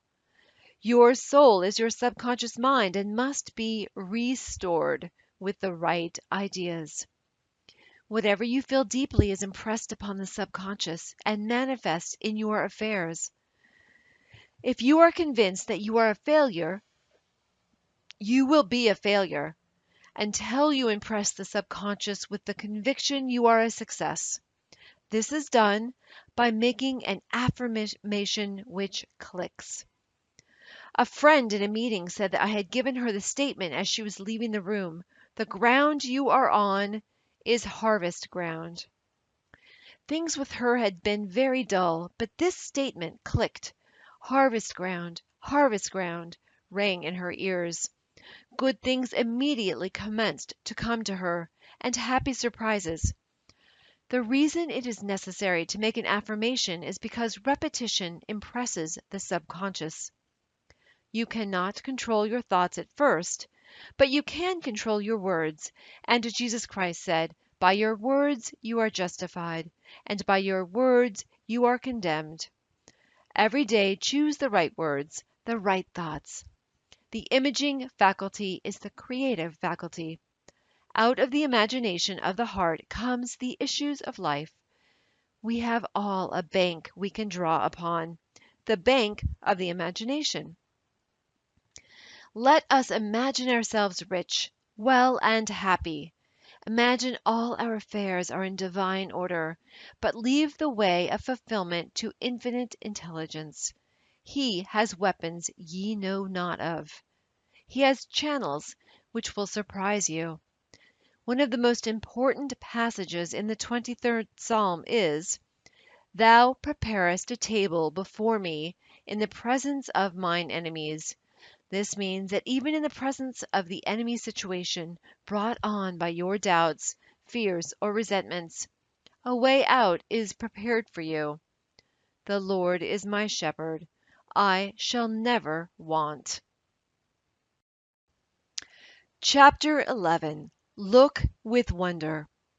I will remember the works of the Lord. Surely I will remember thy wonders of old. Psalms 77:11. The words wonder and wonderful are used many times in the Bible. In the dictionary, the word wonder is defined as a cause for surprise, astonishment, a miracle, a marvel. P.D. Ouspensky, the esotericist, in his book Tertium Organum, calls the fourth dimensional world the world of the wondrous.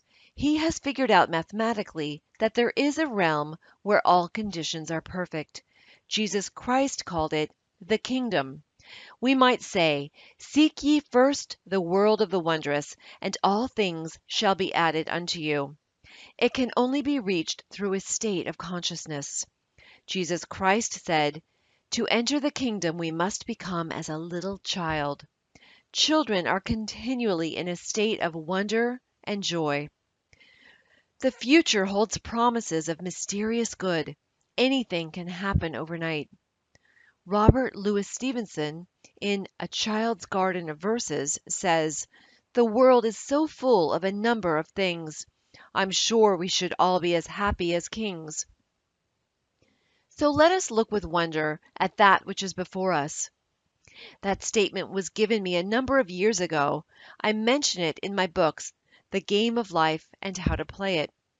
I had missed an opportunity and felt that I should have been more awake to my good. The next day I took that statement early in the morning. I look with wonder at that which is before me. At noon the phone rang, and the proposition was put to me again. This time I grasped it. I did indeed look with wonder, for I never expected the opportunity to come to me again. A friend in one of my meetings said the other day that this statement had brought her wonderful results. It fills the consciousness with happy expectancy. Children are filled with happy expectancy until grown-up people and unhappy experiences bring them out of the world of the wondrous. Let us look back and remember some of the gloomy ideas which were given to us. Eat the speckled apples first. Don't expect too much, then you won't be disappointed. You can't have everything in this life. Childhood is your happiest time. No one knows what the future will bring. What a start we have in life! These are some of the impressions I picked up in early childhood. At the age of 6, I had a great sense of responsibility. Instead of looking with wonder at that which was before me, I looked with fear and suspicion. I feel much younger now than I did when I was 6. I have an early photograph taken about that time, grasping a flower, but with a careworn and hopeless expression. I had left the world of the wondrous behind me, and was living in the world of realities, as my elders told me, and it was far from wondrous. It is a great privilege for children to live in this age when they are taught truth from their birth. Even if they are not taught actual metaphysics, the ethers are filled with joyous expectancy. You may become a Shirley Temple or a Freddie Bartholomew, or an athlete or a great pianist at the age of 6 and go on a concert tour. We are all now back in the world of the wondrous, where anything can happen overnight, for when miracles do come, they come quickly. So let us become miracle conscious and prepare for miracles, expect miracles, and we are then inviting them into our lives. Maybe you need a financial miracle. There is a supply for every demand. Through active faith, the word, and intuition, we release this invisible supply. I will give you an example.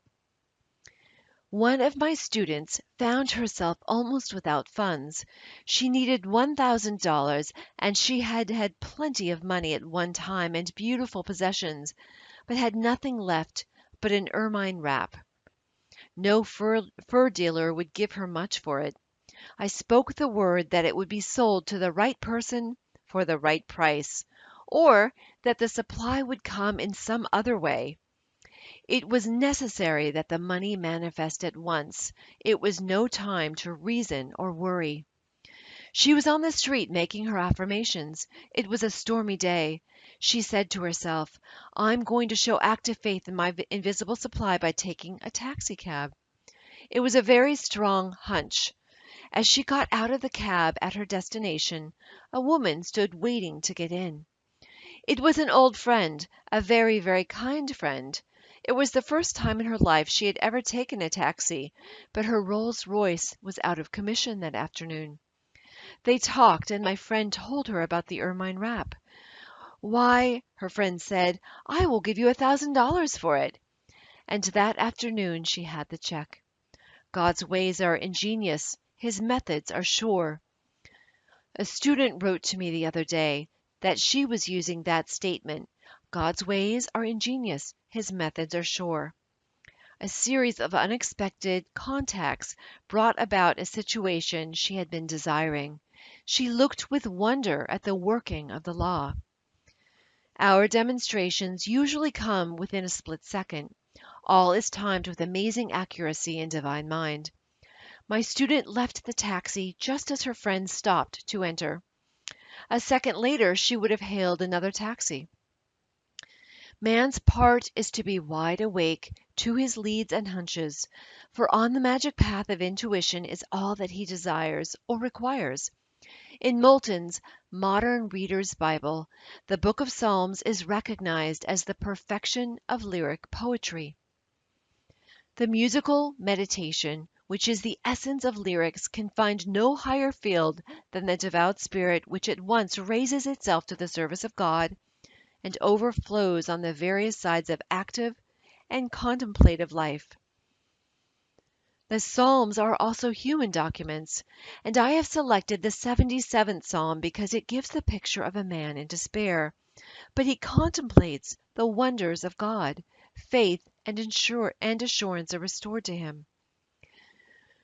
I cried unto God with my voice, even unto God with my voice, and he gave ear unto me.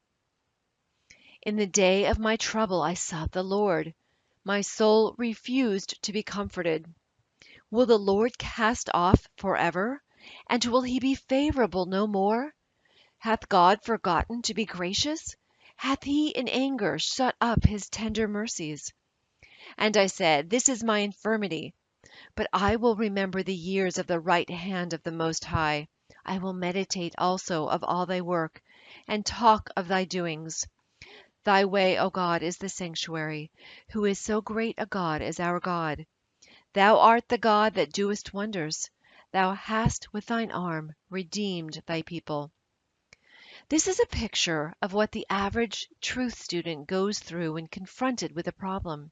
He is assailed by thoughts of doubt, fear, and despair. Then some statement of truth will flash into his consciousness. God's ways are ingenious, his methods are sure. He remembers other difficulties which have been overcome. His confidence in God returns. He thinks, what God has done before, he will do for me and more. I was talking to a friend not long ago who said, I would be pretty dumb if I didn't believe God could solve my problem. So many times before, wonderful things have come to me. I know they will come again. So the summing up of 77th Psalm is, what God has done, he now does for me and more. It is a good thing to say when you think of your past success, happiness, or wealth. All loss comes from your own vain imaginings. Fear of loss crept into your consciousness. You carried burdens and fought battles. You reasoned instead of sticking to the magic path of intuition. But in the twinkling of an eye all will be restored to you, for as they say in the East, what Allah has given cannot be diminished. Now to go back to the child state of consciousness, you should be filled with wonder, but be careful not to live in your past childhood. I know people who can only think about their happy childhood days. They remember what they wore. No skies have since been so blue or grass so green. They therefore miss the opportunities of the wonderful now. I will tell an amusing story of a friend who lived in a town when she was very young, then moved away to another city.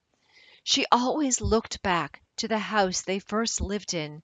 To her it was an enchanted place, large, spacious, and glamorous, a palace. Many years later, when she had grown up, she had the opportunity of visiting this house. She was disillusioned. She found it small, stuffy, and ugly. Her idea of beauty had entirely changed, for in the front yard was an iron dog. If you went back to your past, it would not be the same. So in this friend's family, they called living in the past iron dogging. Her sister told me a story of some iron dogging she had done. When she was about 16, she met abroad a very dashing and romantic young man, an artist.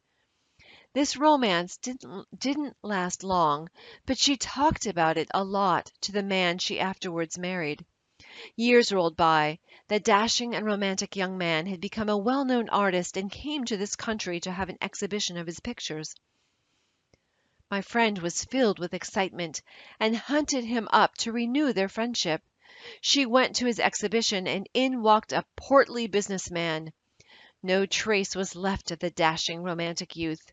When she told her husband, all he said was, "Iron dogging." Remember, now is the appointed time. Today is the day, and your good can happen overnight. Look with wonder at that which is before you. We are all filled with divine expectancy. I will restore to you the years which the locusts have eaten. Now let each one think of the good which seems so difficult to attain.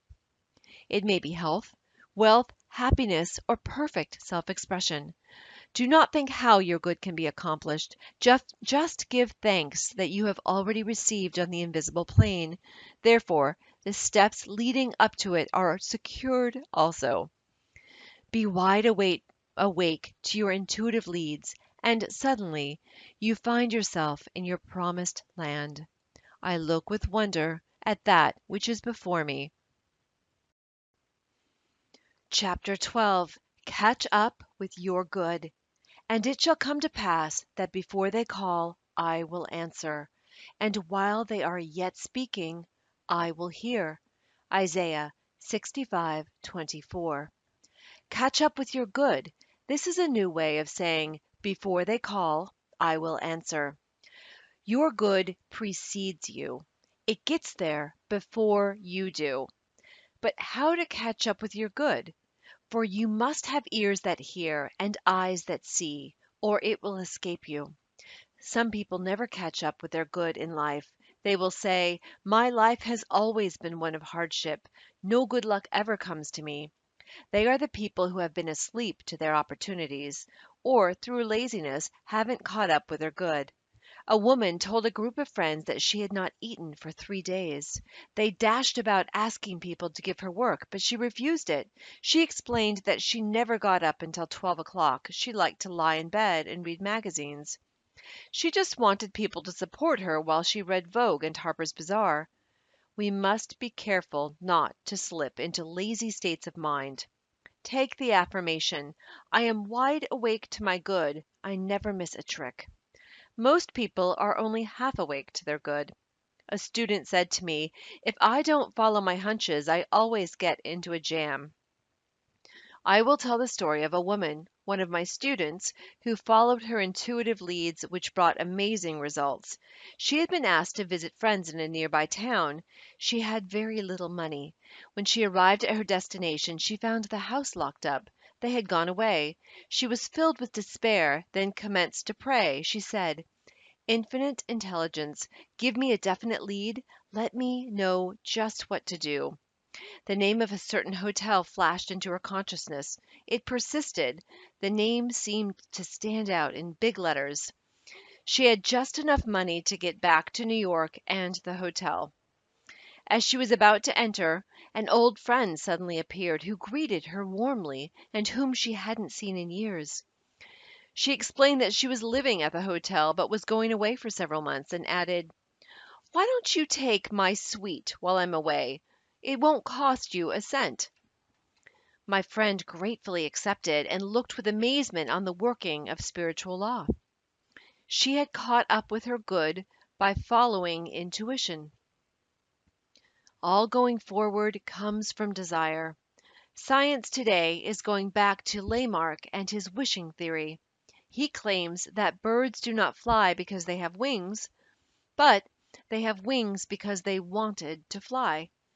The result of the push of the emotional wish. Think of the irresistible power of thought with clear vision.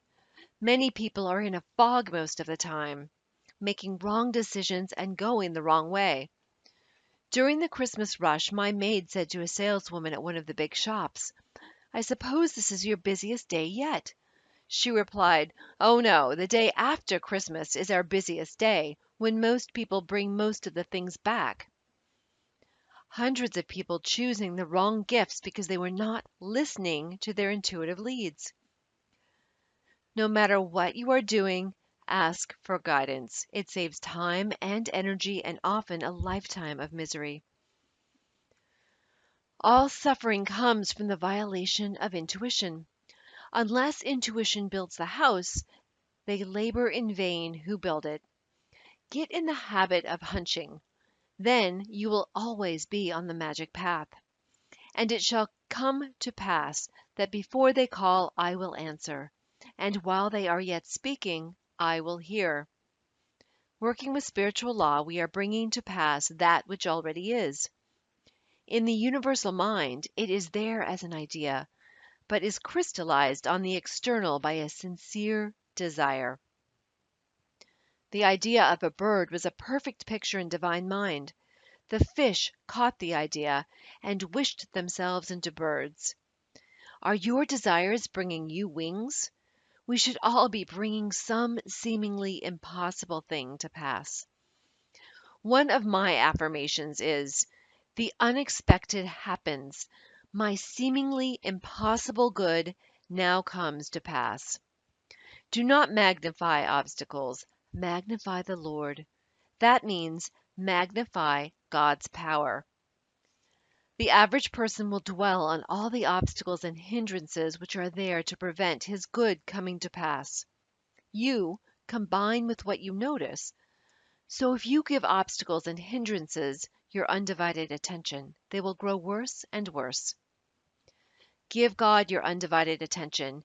Keep saying silently in the face of obstacles, God's ways are ingenious, his methods are sure. God's power is invincible, though invisible. Call unto me, and I will answer thee, and show thee great and mighty things which thou knowest not. In demonstrating our good, we must look away from adverse appearances. Judge not by appearances. Get some statement which will give you a feeling of assurance. The long arm of God reaches out over people and conditions, controlling the situation and protecting my interests. I was asked to speak the word for a man who was to have a business interview with a seemingly unscrupulous person. I used the statement, and rightness and justice came out of the situation at just the exact time I was speaking. We have all heard the quotation from Proverbs, "Hope deferred maketh the heart grow sick, but when the desireth cometh, it is a tree of life." In desiring sincerely, without anxiety, we are catching up with the things desired, and the desires become crystallized on the external. I will give to you the righteous desires of your heart. Selfish desires, desires which harm others, always return to harm the sender. The righteous desire might be called an echo from the infinite. It is already a perfect idea in divine mind. All inventors catch up with the ideas of the articles they invent. I say in my book, The Game of Life, the telephone was seeking Bell. Often two people discover the same inventions at the same time. They have tuned in with the same idea. The most important thing in life is to bring the divine plan to pass. Just as the picture of the oak is in the acorn, the divine design of your life is in your superconscious mind, and you must work out the perfect pattern in your affairs. You will then lead a magic life, for in the divine design, all conditions are permanently perfect. People defy the divine design when they are asleep to their good.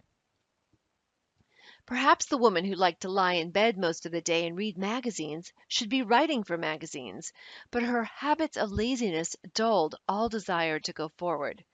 The fishes who desired wings were alert and alive.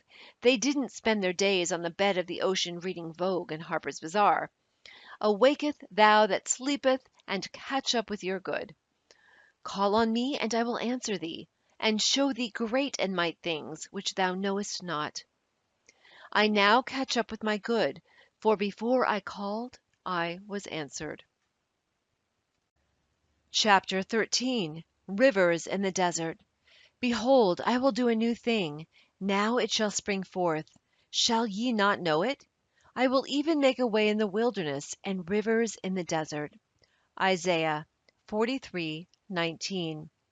In this 43rd chapter of Isaiah are many wonderful statements showing the irresistible power of supreme intelligence coming to man's rescue in time of trouble.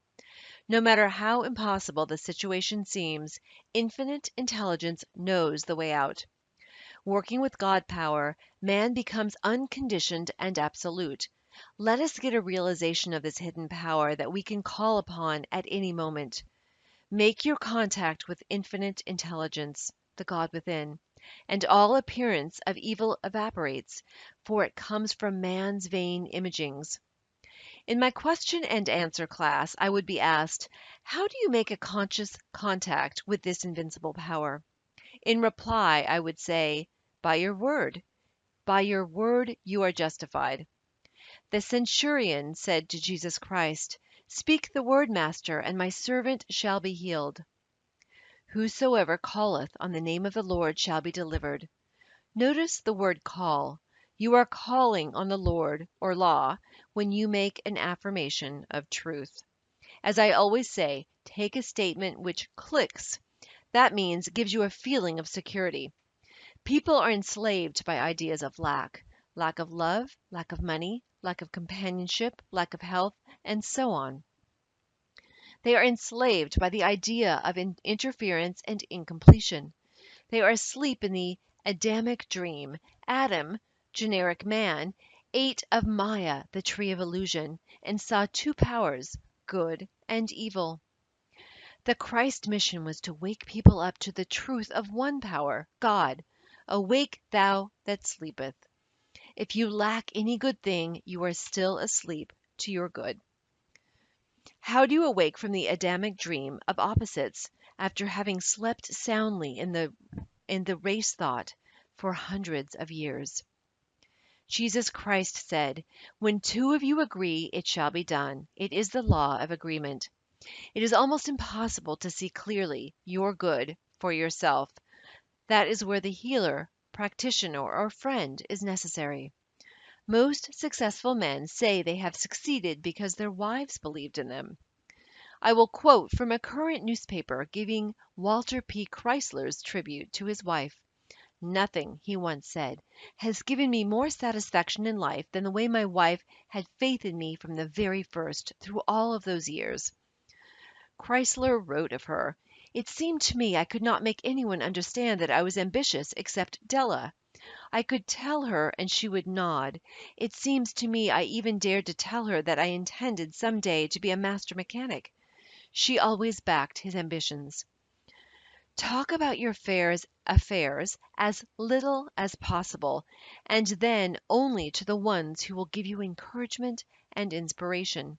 The world is full of wet blankets, people who will tell you it can't be done, you are aiming too high. As people sit in truth meetings and service, often a word or an idea will open a way in the wilderness. Of course, the Bible is speaking of states of consciousness. You are in a wilderness or desert when you are out of harmony, when you are angry, resentful, fearful, or undecided. Indecision is the cause of much ill health, being unable to make up your mind. One day when I was in a bus, a woman stopped it and asked the conductor its destination. He told her, but she was undecided. She got halfway on and then got off and then on again. The conductor turned to her and said, "Lady, make up your mind." So it is with so many people. Ladies, let's make up your minds. The intuitive person is never undecided. He or she is given leads and hunches and goes boldly ahead, knowing he or she is on the magic path. In truth, we always ask for definite leads, just what to do. You will always receive one if you ask for it. Sometimes it comes as intuition, sometimes from the external. One of my students, named Ada, was walking down the street, undecided whether to go to a certain place or not. She asked for a lead. Two women were walking in front of her. One turned to the other and said, "Why don't you go? Why don't you go, Ada?" The woman's name just happened to be Ada. My friend took it as a definite lead and went on to her destination, and the outcome was very successful. We really lead magic lives, guided and provided for at every step, if we have ears to hear and eyes that see. Of course, we have left the plane of the intellect and are drawing from the superconscious, the God within, which says, "This is the way, walk ye in it." Whatever you should know will be revealed to you. Whatever you lack will be provided. Thus saith the Lord, which maketh a way in the sea and a path in the mighty waters. Remember ye not the former things, neither consider the things of old. People who live in the past have severed their contact with the wonderful now. God knows only the now. Now is the appointed time. Today is the day.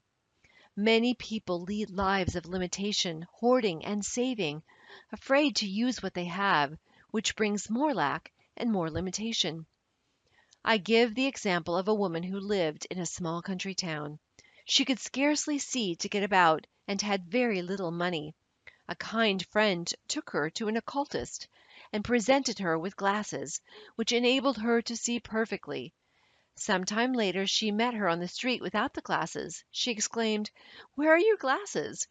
The woman replied, "Well, you don't expect me to hack 'em out by using them every day, do you? I only wear them on Sundays." You must live in the now and be wide awake to your opportunities. Behold, I will do a new thing, now it shall spring forth. Shall ye not know it? I will even make a way in the wilderness and rivers in the desert. This message is meant for the individual. Think of your problems and know that infinite intelligence knows the way of fulfillment. I say the way, for before you called, you were answered. The supply always precedes the demand. God is the giver and the gift, and now creates his own amazing channels. When you have asked for the divine plan of your life to manifest, you are protected from getting the things that are not in the divine plan. You may think that all your happiness depends upon obtaining one particular thing in life. Later on, you praise the Lord that you didn't get it. Sometimes you are tempted to follow the reasoning mind and argue with your intuitive leads. Suddenly, the hand of destiny pushes you into the right place, and under grace, you find yourself back on the magic path again. You are now wide awake to your good. You have the ears that hear, your intuitive leads, and the eyes which see the open road of fulfillment. The genius within me is released. I now fulfill my destiny. The end.